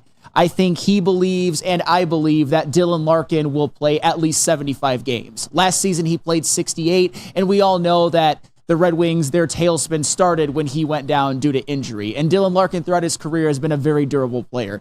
In 7 out of his 9 seasons, he's played 70-plus games, and 5 out of his 9 seasons, he's played 75-plus. So he's not really what you would call an injury-prone player. He just missed a very significant stretch that ended up really hurting the Red Wings. And then there's Mo Sider. Mo Sider, would it be shocking if he leads the NHL in block shots next year? I don't think so, because he was second in the NHL in block shots this season, only 5 behind number 1. Patrick Kane, now that he's re-signed and brought back, is it outside of the realm of possibility that he scores at least 60 points? I'm not saying that he's going to score 80 or that he's going to play 80-plus games, but if he, say, plays like 68 and scores 60 points, I don't think that's crazy. He had 47 in 50 games last year. And then Alex DeBrincat. Is it crazy to think that Alex DeBrincat is going to have a bounce-back year? I mean, he wasn't terrible last year, but he wasn't quite what we bargained for. This is a guy who's had 40 goals twice in a season, and in 2021, he had 32 in 52 games, which is a 40-goal pace. Last year, he only had 27 in 82 games. So I think that Steve Yzerman is kind of banking on maybe not all of those things happening perfectly, but a step up from those guys, and some of those things happening. I believe at least 3 out of those 5 things will happen. I also think that he believes that the young players are going to play a big role this season. A guy like Simon Edvinsson, for example. I think Simon Edvinsson is going to play the whole year, and I think Steve Yzerman does as well, and he's going to be effective. A guy like Albert Johansson, is he going to be on a pairing at the beginning of the season? A guy like Jonathan Berggren, who Korean Jesus mentioned when he was on, is he a guy that's going to play a big role? A guy like Marco Kasper, former first-round draft pick, is he going to be like the third-line center? Or even a guy like Elmer Soderblom, who had some time in the NHL a couple years ago, but hasn't really had it since. I think he believes in the young guys that they are going to progress. And I also believe that Steve Yzerman, moving forward, is really counting on some guys in the system to really be big parts of their success moving forward. A guy like Sebastian Cossa, Trey Augustine, the goaltenders in the system. A guy like Nate Danielson, the number 9 overall pick, and a guy like ASP, who was their second first-round pick last year. I think Steve Yzerman believes all of those things. And it was evident, at least when it comes to Cossa and Augustine, with what they did with Cam Talbot, signing Cam Talbot to a 2-year, very, very cheap deal, a guy who has a .913 save percentage through his career, and a guy like Jack Campbell, who didn't play a lot last year, kind of seems like he's on the downswing, to a 1-year, $250,000 deal, and has a .909 career save percentage, which is much higher than Alex Lyon's .904 with the Red Wings and Ville Husso's .895 with the Red Wings. And it may not seem like that big of a difference, but when you're a 913 guy versus a 895 guy, that means you're going to stop 18 more shots out of 1,000. And a starting goaltender faces closer to 2,000 in a typical season. That's the difference between wins and losses. However, there are some questions that I have. Some maybe inactivity that puzzled me a tad. Because I said yesterday that Cam Talbot, if you put him on last year's team, they make the playoffs. Mm-hmm. The problem is they don't have last year's team. They lost David Perron, who was 17 points on the power play last year, which was more than Lucas Raymond, by the way, and 47 points. He's a valuable piece. He got signed by Ottawa for 2 years, $8 million. He's 36 years old, but still, that's going to be a loss. You look at Shane Gostisbehere, a guy that I said on Friday on Big D Energy that I was okay with losing. However, Ghost was fourth on the team in points last season, first in power play points and assists, and first in assists, period. He was an offensive defenseman. He was given 3 years, $9.6 million, which, looking back, I probably would have re-signed Ghost to that at that price. And then Jake Wallman, a guy who I'm a little higher on than most, and if I say anything about Jake Wallman, I'm accused of thinking that he's Chelios, but just listen. That gritty on the bobblehead, man. It's not about the gritty. It's the fact that Jake Wallman last season was third on your team in block shots with 151. And in order to justify dumping his salary, you have to do more in this free agency, I would say, or in this trade period to justify it. And with all that kind of all encapsulated, I think that it is imperative that the Red Wings make the playoffs. Again, I said it last year, and they were this close, but they didn't quite make it. I know that they added Eric Gustafsson, who, as a defenseman, who can play a little bit on the power play. I personally don't think he's defensively as stout as Jake Wallman, but that's where me and Korean Jesus disagree a little bit. But he does provide some offense from the defenseman position because his 35 points last year would have been third on the team as far as defensemen go after Ghost and Seider, and obviously Ghost is gone. But it's risky, though. With all of the players that they've lost, I would say Steve Yzerman is kind of banking on a lot from both the big dogs, the young guys, and the young guys who are going to be with the team in the subsequent years. All I know is that I need it to pay off with the playoffs this year in the worst way, because if not, it's an absolute miserable failure. And I need this Yzer plan to actually result in someday there being a championship window. Yeah. That's kind of my overriding summary when it comes to all of this. I see what Steve Yzerman is doing. I agree with some, I disagree with some, but there's got to be some expectations and accountability, because just imagine this. Just imagine that if this is it. I'm not saying that it is. Alex DeBrincat last season was July 10th for the record, so there's still time. But if they don't get Trouba, if they don't make another trade, if this is kind of all that we have, I think you risk not making the playoffs next year. You risk maybe regressing in terms of your record. And for the record, I believe that a trade is to be made. They got to make the playoffs. Yeah. This is the year to make the step. Last year was the year to make the step, and they didn't do it. They improved their point total linearly, but they didn't make the playoffs. This has to be the year, and there has to be a window coming soon. Well, drop the mic. Hello? Anybody? Flannel, let me ask you about Cam Talbot. Yes. It seems this is more controversial. Like, this has become a more controversial free agent signing than I expected. To me, this is exactly what Steve Yzerman said he was going to do a week ago in his pre-draft press conference. He wanted to add another goalie, not a long-term fix, but wanted to bridge the gap till Kosa's ready. It's a bridge to Kosa. It's a bridge to Augustine, whoever emerges as the lead goaltender of the future. I will say this, though. Cam Talbot is certainly not without faults. He is 36 years old, which isn't ideal. He did struggle a little bit down the stretch in April and the playoffs. His numbers did go down, which kind of tells me that he wore down a little bit. And the Los Angeles Kings as a whole were a much better defense than the Red Wings are. However, my overlying point with Cam Talbot is that it's an upgrade. Yeah. I know that doesn't sound like a huge endorsement, but it is an upgrade. No matter what you guys want to spin it, Ville Husso and Alex Lyon were both terrible over the totality of the seasons that they started the majority of the games. And Cam Talbot last season was an all-star. And over the course of his career, he saves a hell of a lot more shots than Ville Husso and Alex Lyon do. Yeah, so speaking of goalies, I heard that there's not a lot of teams that keep 3 goalies. So with the Cam Talbot signing, who do you think is more at risk of being out the door? Is it Lyon or is it Husso? That's tough. I would like it to be Husso personally because he's a lot more expensive, but I'd say more likely Alex Lyon. And I also kind of am a little bit puzzled with why Jack Campbell as well. But hey, Jack Campbell also by his career numbers is also an upgrade over those two. So maybe he's just taking multiple shots at it. Jack Campbell is a little bit younger, although not nearly as proven as Cam Talbot. Does Jack Campbell, does he go to Grand Rapids? Like, is he a veteran backup, down in Grand Rapids, or is that not how it works? I would say that's very unlikely. Gotcha. Okay. At this point. All right. I mean, he started a lot of games in his career. It's just last year he was hurt. He didn't play hardly at all. And as I said before, he's not nearly as proven as Cam Talbot. Although, as I said before, his career save percentage would have been the .909, would have led the team both last year and the year before. And I know last year it was this notion of really, we just wanted to see them make the playoffs by any means necessary. With the moves they've made this year, the expectations that are on them this year, I kind of want your picture. Not just making the playoffs, but kind of zeroing in, focusing in even a little bit more. What do you believe, where should this Red Wings team be within their own division? And when the playoffs are kind of here, are they a wild card team? Are they a top 6 team?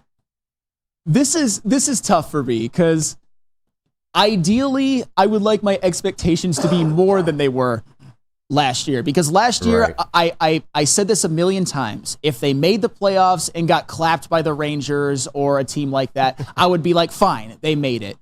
This year, given what they've done, there's a part of me that kind of thinks that that's sort of their inevitable fate if they make the playoffs. However, here's what I did mention. I did mention some things that I think were very, very feasible that could happen. I think Lucas Raymond takes a step. I think he becomes a bona fide star, like an all-star type. I think that Mo Seider, I said lead the NHL in block shots. I think that's doable. I think him getting some Norris consideration is doable. Patrick Kane being there from the whole season, at least from the beginning. Hopefully he stays healthy, but he wasn't there for the whole season. I mean, even a guy like Simon Edvinsson, there's, I think, a pathway for me to say that if Simon Edvinsson would have been there for even half the season, maybe they get in. I'm not saying a guarantee, but it's possible.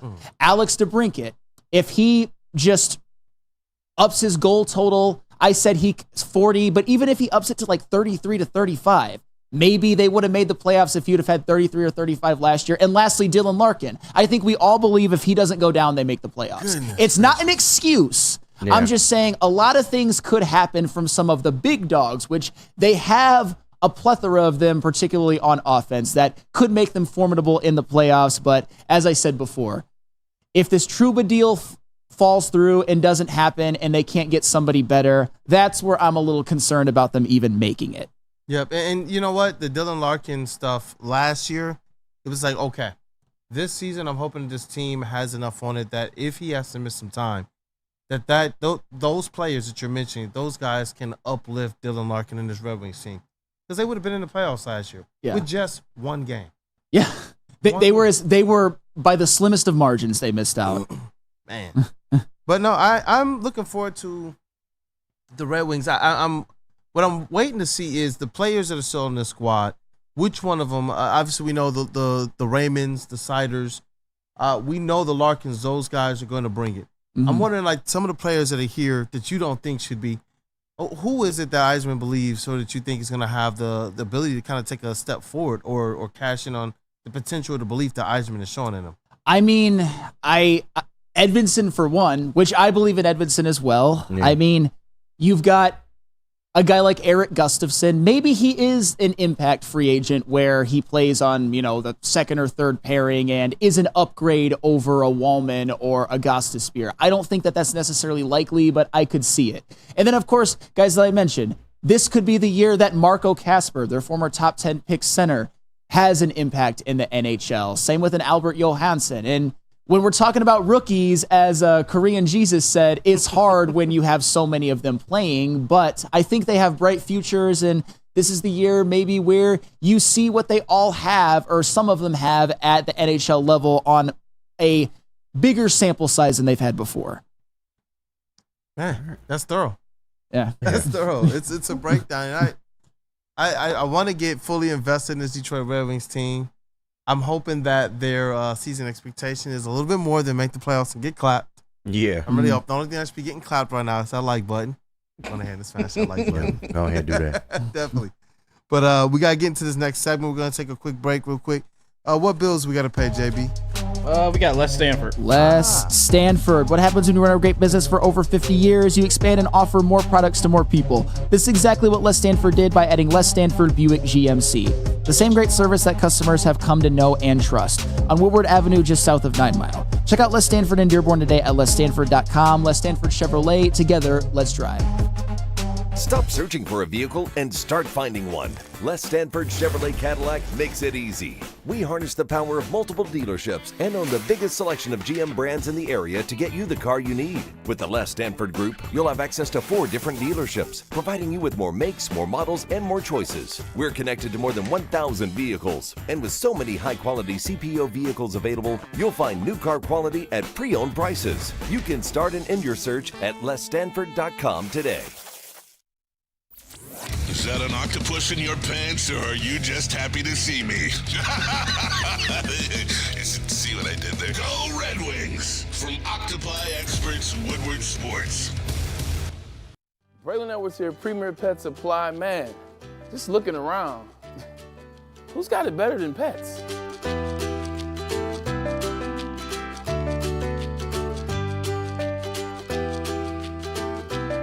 Come on, a baby stroller for Coda?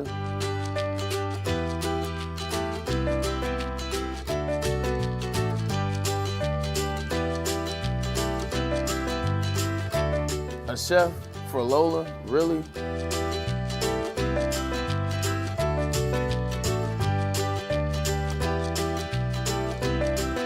You don't have to tell me who the real boss here is. Who's got it better than pets?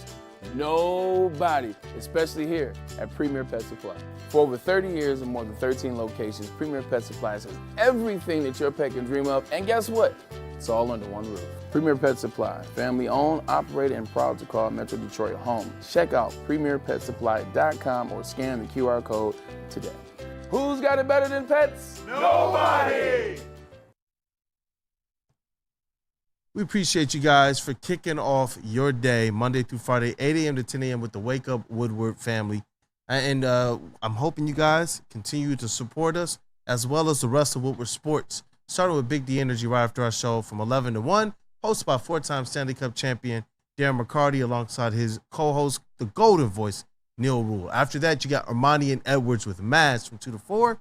The lovable radio legend Tom Masway alongside University of Michigan legend former NFL wide receiver Braylon Edwards, and Detroit Media King, Fox 2, Ryan Armani. And after that, you got the Woodward heavyweights from 5 to 7, the big fellas, Spimo Rags, Speakeasy in their elite booth, Nick Koloff, the tailgate always wins, and Chris Platty. Shout out to those guys as well. They're bringing you the biggest interviews, the biggest breakdowns, the biggest laughs. If you haven't seen Armina Kimes' interview, you definitely want to go back on the Woodward Sports channel and check that out. And I know 4th of July, we're running a lot of that content on our socials as well. But thank you guys for continuing to support Woodward Sports and making us your #1 digital sports outlet. Welcome back. It's Wake Up Woodward. Wake up Woodward. Wake up Woodward, man. You know what, chat family? You guys have been great, especially as we cover things a little bit more than just the Detroit Lions. We're trying to bring you guys the best coverage we can with the Tigers, the Pistons, and the Red Wings. And I'm glad that Red Wings has kind of found a nice corner in this show as well. I know early on we were trying to figure out what we were going to do. Then Flannel, you got the time to be here and broke some things down for us as well a little bit more. And having that do Justin, it ups the ante. So glad we're able to serve the chat audience with this type of a level of breakdown. Hey, they're close. They had us. They were playing meaningful games late into the season last year, and they choked during that meaningful stretch. But there's hope with them. I think there's hope to some extent with all of the teams. But the Red Wings, you see them maybe playing into April and maybe even May next season. Yeah. So that's why there's so much excitement surrounding them in the topic. Yeah, definitely. You know what? It was cool to see as well. A lot of the chat family looking forward to the Red Wings talk because there is a lot going on right now. Yeah. And I know this. Whether some of us get a little bit checked out when our teams are down or not, when they're making moves, whether we agree with them or not, look, that buzz picks back up. Yes, it does. That excitement picks back up. Yep. I'm hoping for all of our sakes that LCA is rocking, that Woodward Avenue is rocking next season. Yep. I really do, man. Yep.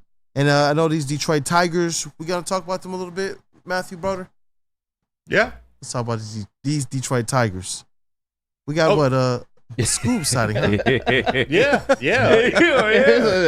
Broder don't even want to talk about him no more. No, I do. I was ready for you to set the stage. But Tigers, they got a kind of a grueling stretch coming up. They travel to the Twins. Fortunately, I don't believe there's a left-handed pitcher on the Twins going against the Tigers on the next couple games, so maybe they can score a run or two in this series. But no, they got Twins 3 games coming up, and the Reds 3 games away Friday through Sunday, and they welcome the Guardians to Comerica, and they welcome the Dodgers to Comerica. So they've been struggling, man. What is it, 38 and 46, 8 games back of the wild card, 15 and a half back from the AL Central.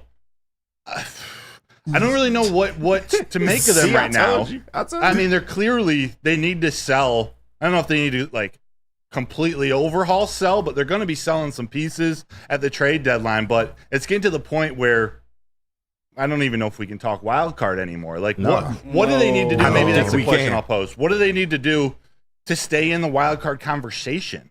I'm still stuck on 1 to 2 runs the entire series. Yeah. Broder's down bad right now.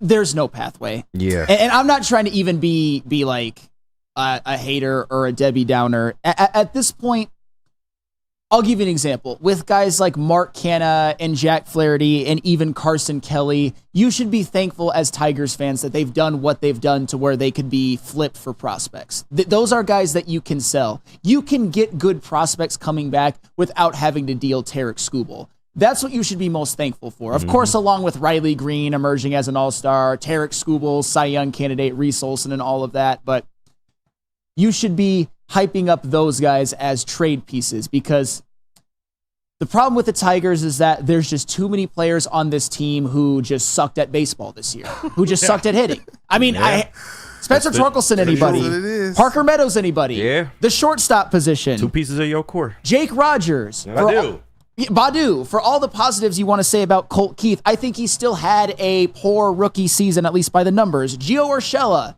had one of the worst seasons of his career, maybe the worst. Kerry Carpenter, one of your bright spots, got hurt. Justin Henry Malloy, he showed some flashes, but his numbers are terrible. The bullpen ERA is 4.27. Kenta Maeda, I would say that AJ Hinch has had, and I'll get into more detail on this on another show, he has had a bad May and June, and that's putting it very, very lightly. And I don't want to be this guy, I really, really don't, but be it.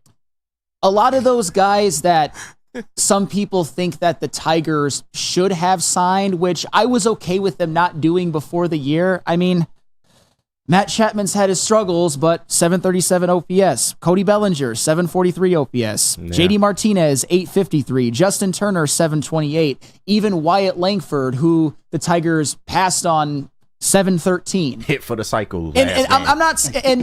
I'm not being revisionist history. I was okay with them not going after those guys, but I thought some certain guys would be better. I think we all did. So this season has been a miserable failure. Unless you can trade those guys that I mentioned, Canha, Kelly, and Flaherty, and they turn into prospects that you can either flip later or contribute to the team. For the most part, this season has been just really, really bad. Yeah, there are too many holes. Just a fan kind of phrased it perfectly in his joke. He says, Broder, can the Tigers make a trade for 7 of their hitters? There's no one fix. There's no one fix. You got to maximize these guys on 1-year contracts. Carson Kelly, it's a great name to bring up. He's playing well enough to command some interest at the deadline because everyone needs a backup catcher. Yes. Shoot, Jake Rogers too, but I think his contract, I think they like him a little more in Detroit. But you move one of those guys, you get your prospects. If you trust your scouting department, which I probably trust Scott Harris in his scouting department a little more than maybe free agency. Scouting the big leaguers at this point. You do that at this deadline. Unfortunately, I don't think you even. Well, you can trade Skubal. I don't think you do it at this deadline. You're going to get your best bag back in the offseason. You're going to get major leaguers back. If you want major leaguers back in a blockbuster trade, that happens in the offseason. No contending team is going to give you a major league bat, which is what this team desperately needs on top of prospects. So there's so many things going on with this team right now. We're going to learn a lot. We've said it before. We're going to learn a lot about Scott Harris, Jeff Greenberg, and their strategy of building this team, and Chris Ilitch included, with what they do at the deadline. That's either buy, sell, how they make moves. We're going to be seeing a lot. We're going to be able to look into the future a lot clearer in 3 to 4 weeks. Oh, 100%. And one thing that I will say, and this really bothers me, and here I'm going to cape up for the Detroit Tigers, and I'm going to kind of do a little fire when it comes to the other station in town. I get a little bit tired of people downplaying Mark Canha. And I understand if you want to say that Mark Canha hasn't been as good in May or June and doesn't have any power, I understand that. The problem is he shouldn't be your 3-hole hitter. Period. I understand that, but Mr. Mike Valeni yesterday basically called him Javi Baez in the outfield. Yeah, and I'm like, that's bad. Yeah. Bruh, did you know? And again, he hasn't been great in May and June. I understand that he hasn't had a lot of power. He also has a higher on-base percentage than Jose Ramirez. Is he better than Jose Ramirez? Good gosh almighty, no. But he's a good, that's what Mark Canha is. He's a good Moneyball player who does things, who has a particular set of skills that a contending team will need. Yes. More on that tomorrow, by the way. But yeah, there's certainly some teams that I think the Detroit Tigers could maybe take advantage of when it comes to Canha, Kelly, and Jack Flaherty that could use those type of players in the worst way possible. Definitely. We're going to talk a lot more about it tomorrow. Hopefully we get some another Skubal outing to report. Yes.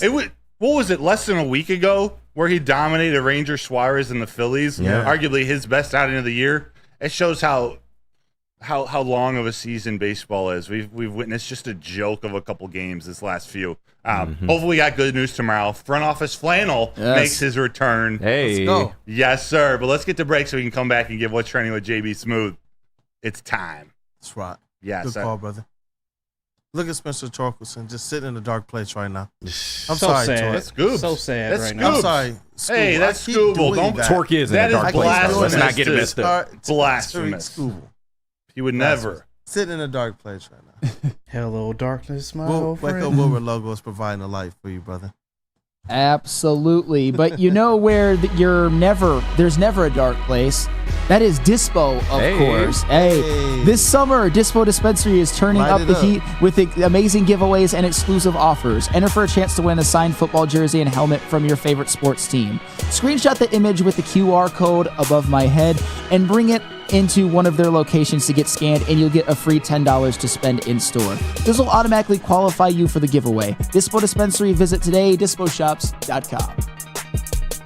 Yo, let me just say, I love Planet Fitness.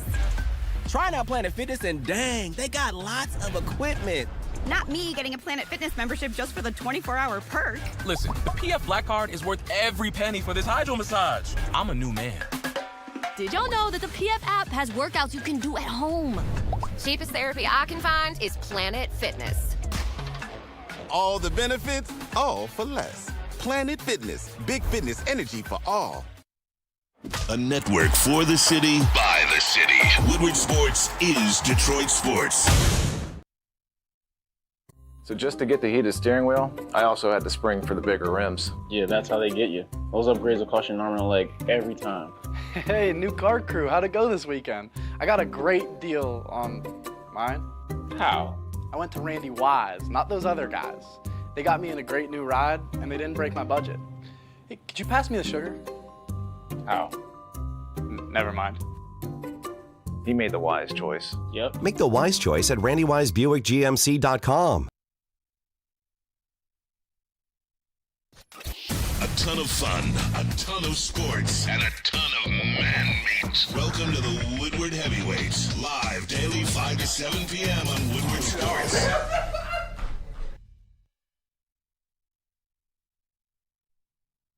Soroki's Crispy Chicken and Pizza. They are taking over Michigan. They are known for their hand-breaded and hand-battered chicken tenders, chicken sandwich, and you can't forget about that New York style pizza, and also this Nashville hot pizza that we got up on screen right here. God, locations are popping up all over Metro Detroit. They are doubling the number of restaurants this year alone. Soroki's just had their grand opening in Madison Heights, actually. Shout out to everyone that showed up there. Be sure to stop in and try one of their mega stations near you, or as always, you can order online at Sorokis.com. Fire, man. You know what? That grand opening was really, really dope out there in Madison Heights. It was pretty cool to be out and about. A lot more people showed up. Shout out to the owner, Curtis Soroki. Shout out to Marius as well, another one of the family members there. It was a pretty live event, and they said it was a lot more than they expected. So shout out to you all, man, for support. No, that Soroki's great food, as I always say. We love having them on board, and I've heard about that opening event. Yeah, I've heard it was absolute fire, and I'm glad we were able to. I'm glad we were able to have some boots on the ground. Before we get to what's trending, sorry, JB, I just gotta. Shad said something. He might be trolling, but when I was talking about the shortstop position for the Tigers, he says, no, Sam, don't blame the shortstop position. You said anyone can play it better than El Mago. Remember, when I say the shortstop position, El Mago is the biggest offender. I'm talking about El Mago, Zach McKinstry, and Ryan Kreidler being the guys who have gotten at-bats at the shortstop position this season. Yeah. That is, like I've said before, horror movies are made about that type of production. And that's not an exaggeration. It's stuff that it's a type. There are going to be YouTube videos made about the futility of the 2024 Detroit Tigers shortstop position. Hey, I might even make it. We'll see. You know what? With that said, Sam cooked up. Now it's time for JBSMOOOOOV to cook up. Let's go. And now it's time for the most electrifying segment on the internet. Bum, bum, bum. It's What's Trending with JB. Live on Wake Up Woodward. Ladies and gentlemen, Jay Bizzle. Let's rock. Hey, what's up, everybody? What up, though? What's going on? KG, man. Hey, it was good. Man, Forbidden Door went off pretty well. What did you say? It did, yeah. I can't say the same for their merch table, though. There are a lot of people who were really upset. AEW, for the second time in a row, y'all have the worst merch selection I have ever seen in my life. Straight AEW branded shirts, bro. The only wrestler shirt up here that's not promotion is LIJ, bro. And all these shirts are $50. $50 for a shirt. That's crazy. I'm not gonna lie. Easily. That's pretty bad. Selection I've ever seen. The tag belt is the tag belt's $1,000, bro. What? That's insane, bro. Yeah, that's MJF crazy. Just came back. No MJF shirts. No real Swerve or Ospreay shirts besides the promotional shirt, bro. No BCC shirts. No real New Japan wrestler shirts besides LIJ. Even the LIJ flag is $45, bro. Damn. No MJF merch is easy. Yeah, that's pretty bad. Man. KG, I gotta ask you, and I gotta ask everybody, how much are you spending at these shows? Because $50 for a t-shirt is a lot. He is hurt. I mean, normally that's how merch tables go. They do overprice the merch, but you just got to have better selection, man. I think one of the Young Bucks wives is the one that's over the merch department for AEW. Are you serious? Yeah, no, seriously, because they are the EVPs, and I think one of their wives runs the merch department, and she's gotten mixed reviews from the time she took over. There is no reason why you have stars like MGF, Swerve Strickland, and you don't have any merch to push for them. Like, that's crazy, man. That's crazy, especially for $50. So, Flannel, how much money are you spending at these shows? Zero. And for the record, it's not anything against AEW. It's more for me.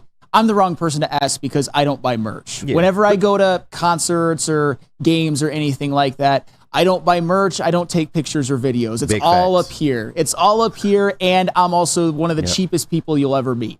Get your merch online, people. Oh, yeah. Don't buy merch at the shows. They're going to overprice it. Yes, so. I am the cheapest person you will ever meet. But, you know, that's Your money should go to mutual funds, not merch. But that's just me. Financial advice with flannel.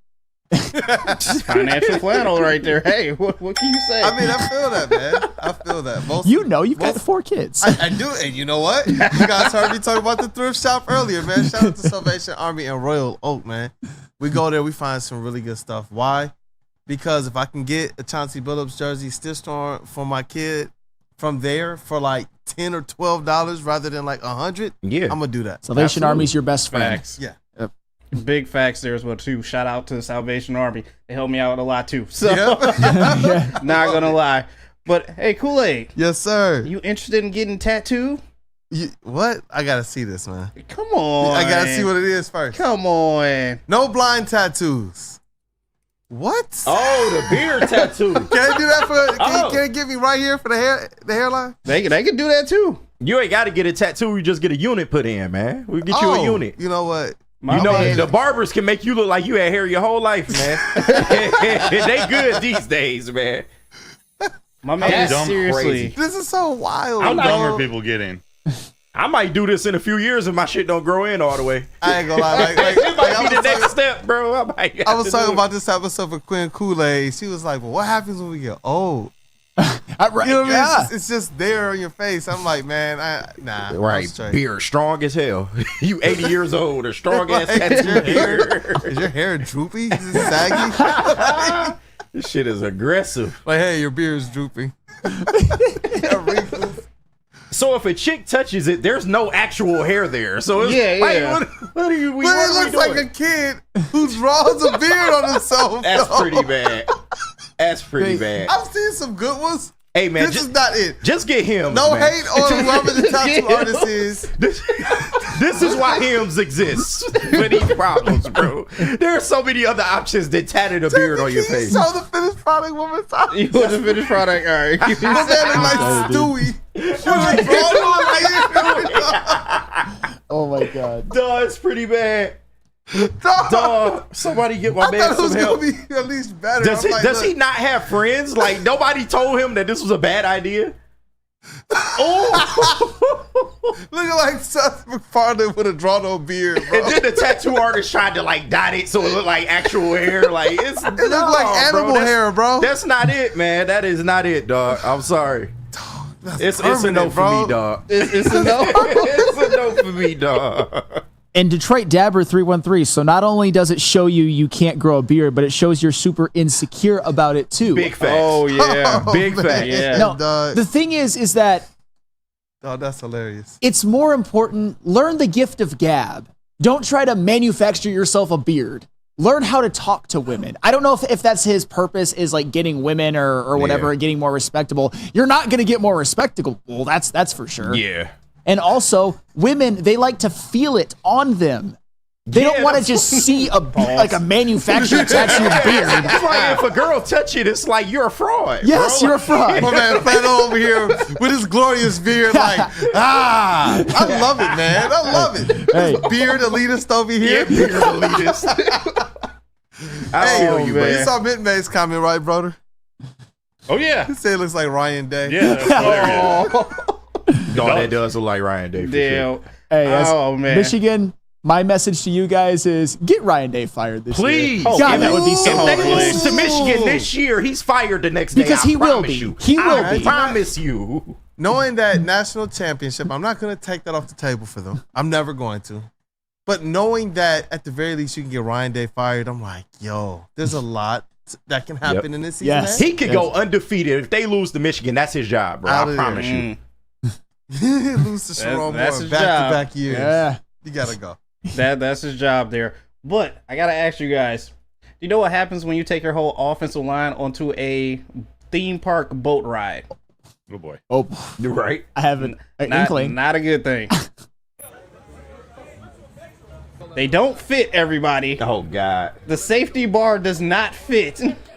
Why do people test these things? I know. You asking for it. I feel like So they let them ride with no belt on. Oh, what's the final destination shit happen? Yeah.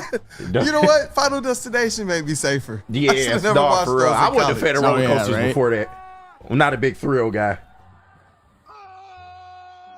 Okay. They really actually went down it without even being buckled in. Without being buckled in, they went down this. That's a lawsuit, That's not the bro. tallest drop, but that is a dumb. Might be dumber than the fake beard. Yeah.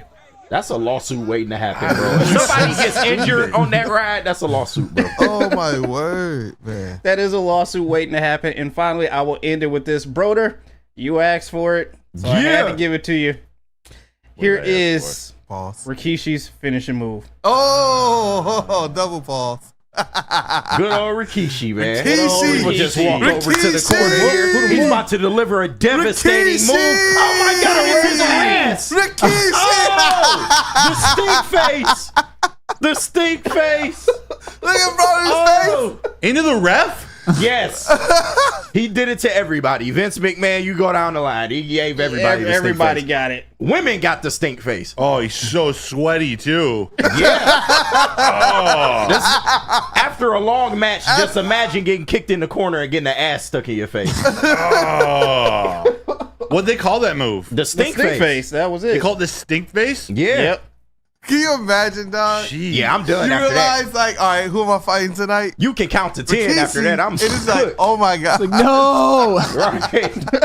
Shout out Rikishi, You man. suffocate One that of the zebra. all-time great finishers in WWE history, man. Just shout out to Rikishi, What a man. finishing Oh move. my God. That's it for What's Trending, you guys. Let's hop into Yes. some mailbag. Or actually, we got to take a break before we do. Absolutely. Great job as Yeah. always, JB Smooth. And I got to tell you about Randy Wise. How would you like to play the University of Michigan golf course with Braylon Edwards, the greatest wide receiver in school history? Oh, boy, would I? Yes, it's the Randy Wise Celebrity Golf Tour. Register today, and you could round off our foursome at woodwardsports.com or scan the code above my head on the screen. When it comes to your next car or truck, make the wise decision. Randy Wise Automotive. Come to any Lady Jane's Haircuts for Men and claim your throne for a king's treatment from one of our talented stylists. Open 7 days a week, walk in anytime. Just get to a Lady Jane's today and receive a precision haircut, scalp massage, hot lather neck shave, and a hot towel treatment. A haircut should not be a chore. It should be an experience. And that's exactly what Lady Jane's has to offer. Open 7 days a week, walk-ins are always welcome. There's always a location near you. Lady Jane's Haircuts for Men, it's wicked awesome. We are the network for Detroit by Detroiters. Welcome to the Woodward Sports Network. So just to get the heated steering wheel, I also had the spring for the bigger rims. Yeah, that's how they get you. Those upgrades will cost you an arm and a leg every time. Hey, new car crew, how'd it go this weekend? I got a great deal on mine. How? I went to Randy Wise, not those other guys. They got me in a great new ride, and they didn't break my budget. Hey, could you pass me the sugar? How? Never mind. He made the wise choice. Yep. Make the wise choice at RandyWiseBuickGMC.com. Game is won in the trenches, and our big fellas don't mess around. The Woodward Heavyweights on Woodward Sports.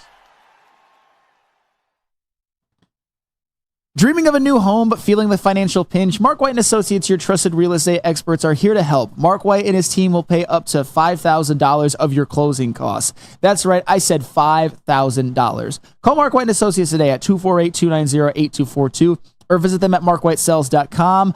Again, call Mark White today at 248-290-8242 to make your dreams come true. And why not get a house and a car in the same day? That would be power moves right there. Feldman Chevrolet, Detroit's #1 Chevy dealer. Since 1996, Feldman Automotive has been driven to provide a fast, convenient, and first-class car buying experience called the Feldman Advantage. With 18 locations, there's a Feldman dealership in your backyard. Visit feldmanauto.com to find the location nearest you.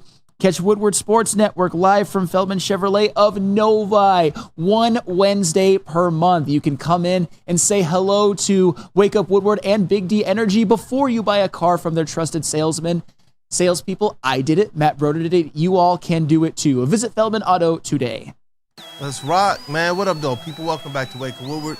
Thank you guys for choosing to kick off the day with the Woo Crew. As you heard from Flannel Sam, you can get a house, you can get a car. JB Smooth Shoulders, you can even go out there and get you a tattooed beard and be a real grown-up. But it is time for our Wake Up Woodward mailbag segment presented by the Feldman Automotive Group. So go on ahead, get your mailbag questions in. I know Broder has been scouring, so if you have gotten him in, I doubt anything has missed his eyes. But let's jump into this mailbag. And people, smash that like button. Let's zoom on past that like gold today. Alan W. Mailbag. Who will be the better duo, John Morant and Zach Edey, or CP3 and Wemby? CP3 and Wemby. Yeah. Yeah. I had to ask. I mean, no, it's CP3. No. I'm just wondering, is there anything that we could be missing with Zach Edey and John Morant? Of course.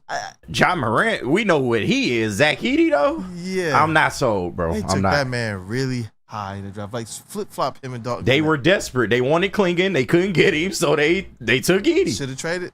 Yeah. Should have traded with the Pistons. I mean, I don't project Zach Edey to be anything special, but as I said before, he showed me a lot in the NCAA tournament. He atoned for the wrongs of last year, the wrongs that weren't even all his fault. His team shot terribly from three, but when you're that big and the player of the year, you're going to get all the blame. But he atoned for it this year. He made it to the championship game where they went against a team that was far more talented. So shout out to Zach Edey. I'm happy for him, but I still don't think he's going to be a great NBA player. Yeah. Hey, Freddie Felt 313 Mailbag. The new Beverly Hills Cop movie comes out tomorrow on Netflix. Oh, it does. That series is my all-time favorite, and the original is my favorite Detroit-based movie. What's your favorite movie set in Detroit? Ooh, RoboCop. That's a good series.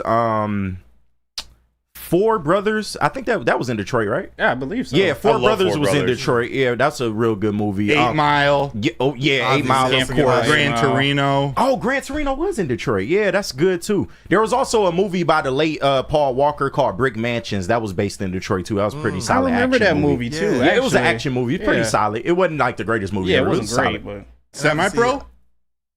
That was Flint. That's Flint technically, but I guess it counts. Well, hey, the great counting state Michigan. of pure Michigan. We'll take it. And I like movies as well that were shot in Michigan. That, they might not say they're in Michigan, but you can see like the Detroit train station and some of our skyline in there. Transformers, some of the DC movies as well through the years. And it's really cool to see Detroit on a big stage like that. Yep. My answer is Gran Torino. Yeah, great Gran Torino, movie. classic. Great movie. Shad 216 JF Mailbag. Should the Pistons stop messing around and just go get Luke Kennard? He has an extra 11 wins to the Pistons team. Think of the spacing. This town would be on fire. You know if what? they go I get would love Luke Kennard on this Kennard. team. In a vacuum, I would love Luke Kennard on this team. He's a career 44% three-point shooter. I don't know if he adds 11 wins, but Shad tends to exaggerate. But Luke Kennard in a vacuum is the type of player that all teams want, just because he shoots it lights out. I mean, he is dead eye as it The gets. fans couldn't handle Tobias Harris, let alone they bring back Luke Kennard in the same offseason, man. That's not a bad suggestion, It's though. not, but it's just, they're better players now, but it's the optics. Screw it, just bring back Drummond. Okay. But I mean, what we're talking about? We're talking about players though who the Pistons, the last time they made a playoffs, these guys were on their roster. That's true. So That it does is make facts. a difference. And then they went to other teams. Other teams value these. We often talk And about, got better, do people value the players on our squad? We're wondering right now how the teams value our young guys we picked in the top 5 when we knew other teams valued Luke Kennard. He went out and got a bag. He did. Right, Bruce Brown. People valued him. KCP. Chris Middleton, Spencer Dinwiddie. They're everywhere. They're littered all across the NBA. So I guess that It's time to come back and right y'all everybody wrong. else's successes. I know. I guess that gives hope if you want to flip one of the current players, That's so wrong, bro. Like an Ivy, for example. That may, and I'm not. And Ivy's just an example. Somebody that maybe an NBA team or two values more than we think they would. Reggie Mitten Mays. Reggie Jackson. How about this? Yes, Sean Judah. Mailbag. Who's the better trade option for the Pistons right now? Zach LaVine or Julius Randle? I mean, Zach LaVine for the fit on the current team. I think Julius Randle, he'd be off the books sooner. I believe. But hey, get us a first round pick or two, and I'll take either of them. Yeah, right now at this point in time, it's like the first round pick is Yeah. the fit, but Julius Randle as a big man that you know is bringing a whole lot of toughness to the paint on both sides of the ball. Yeah. Oh man, He I kinda gonna like jack it. up shots, but you gotta live with that, But man. you can control his shot attempts a little bit more, whereas Zach LaVine is a guard. There's times where defense is going to say, hey, double team Cade Cunningham on the inbound. Yeah. And Zach LaVine is going to be the one with the ball, and then you have to ask yourself, is he going to be the guy that's going to be facilitating? But I saw some highlights of him and Lonzo together again, just kind of going back and looking at it. He looked really good playing with Lonzo Ball. I mean, and the thing is, Julius Randle, he's been a fairly, I don't want to say excellent, but I think you can say an excellent regular season player. His problem is that you want to talk about somebody who blows in the playoffs. Julius Randle is at the top of the list, just morbid. He's, as a big man, or kind of a big man, do you know what this man has shot in his playoff career? What? 34%. Nah, not morbid in the playoffs. But as a regular season player, I believe he's a multiple-time All-Star. I mean, bring him here and pair him up with JB Bickerstaff, right? Man. Hey. Kind of the same narrative. See if these guys can get off the playoff snide together. Real quick, because they still throwing movie suggestions in the chat. Assault on Precinct 13. That's another great Detroit-based movie, man. I think it had LL Cool J and all those guys in there. Was it? Tyler No, Perry not in LL one, Cool J. I right? think it was Sam Jackson. I can't remember, but Tyler Perry was in one too. That was set in Detroit. He was a Detroit cop, and I just forgot the name of it. Alex Cross, man. Alex that movie Cross. was that was terrible. Yeah, y'all hate It was it. terrible. Tyler Perry and anything that's not a Tyler Perry type movie is You horrible. mean Tyler Perry in anything where he's not Medea? Yeah, If he's not pretty Medea, much. it doesn't matter. Yeah. And even him as Medea That's is absurd. questionable, man. If it's not Medea, it doesn't matter. Tyler Perry. That shit is horrible, Alex Cross. But yeah, Assault on Precinct 13. All right, two last ones real quick. They're related, but we got some people trying to get in the studio. Jonathan Lord, mailbag. Would you rather get a stink face from Hawk Tua Girl or Fish Girl?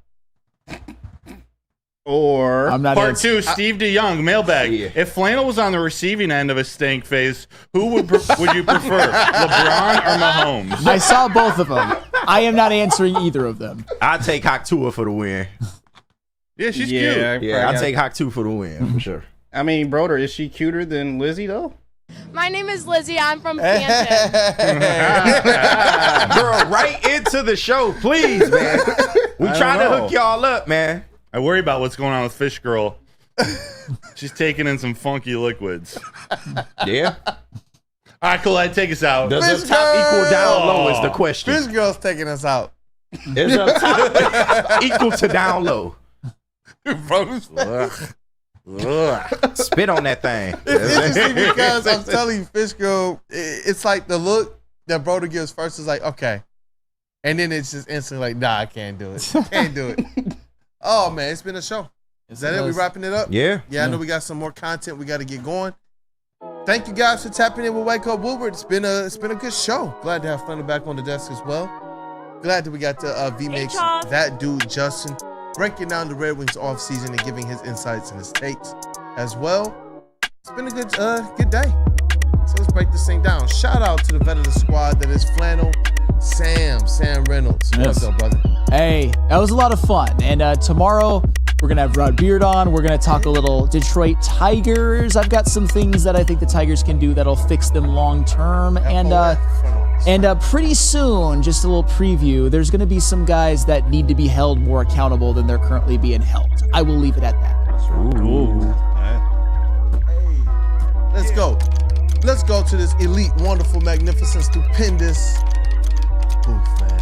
Shout out to Detroit's #1 draft pick in the sound booth, a.k.a. Black Hollywood. Got the Morpheus shades on. What Yes, up? sir. You could have came up with more adjectives, man. You got to do better, Kool-Aid. Nah, I'm talking shit, man. Great show today. Shout out to the chat. Shout out to my team, man. We keep doing it, man. For some reason, they still got us on the air, man. So let's keep this shit rolling. You know what? Hey, let's rock, man. Shout out to Woodward Sports MVP. In the Titty Booth on a Tuesday, it is JBSMOOOOOV. Jay Bizzle. Hey, shout out to everyone in the chat. Shout out to you guys as well, too. Also, happy birthday to the best there is, best there was, and the best there ever will be, Mr. Bret Hart. You damn right. Happy birthday. You damn right. The excellence of execution, one of my favorite wrestlers of all time, man. Let's go. Shout out to our credentialed Tigers and Lions reporter and writer at the network. There's a lot for this show as well. That is Matthew Broder. Great show. See you guys Wednesday. We're off Thursday. Broder We'll see you is Friday. checked out, man. Broder been checked out the last hour, bro. Fish Girl got him too much. Right. This is your boy Brandon, a.k.a. Detroit Kool-Aid, your credentialed Pistons writer for the network and reporter for the network. Like I said, thank you guys for supporting the Woo Crew. It's been a great start to the week. Let's finish this week strong. Hope you guys tap in tomorrow as well as to the rest of Woodward Sports today. We're going to have some giveaways as well over on our X account to get things jump started again. So you want to be tapped in. You might be able to win a football jersey from one of your favorite players from your favorite team. So tap in with Woodward Sports on X This has been Wake Up Woodward. We appreciate you guys. Have a blessed day.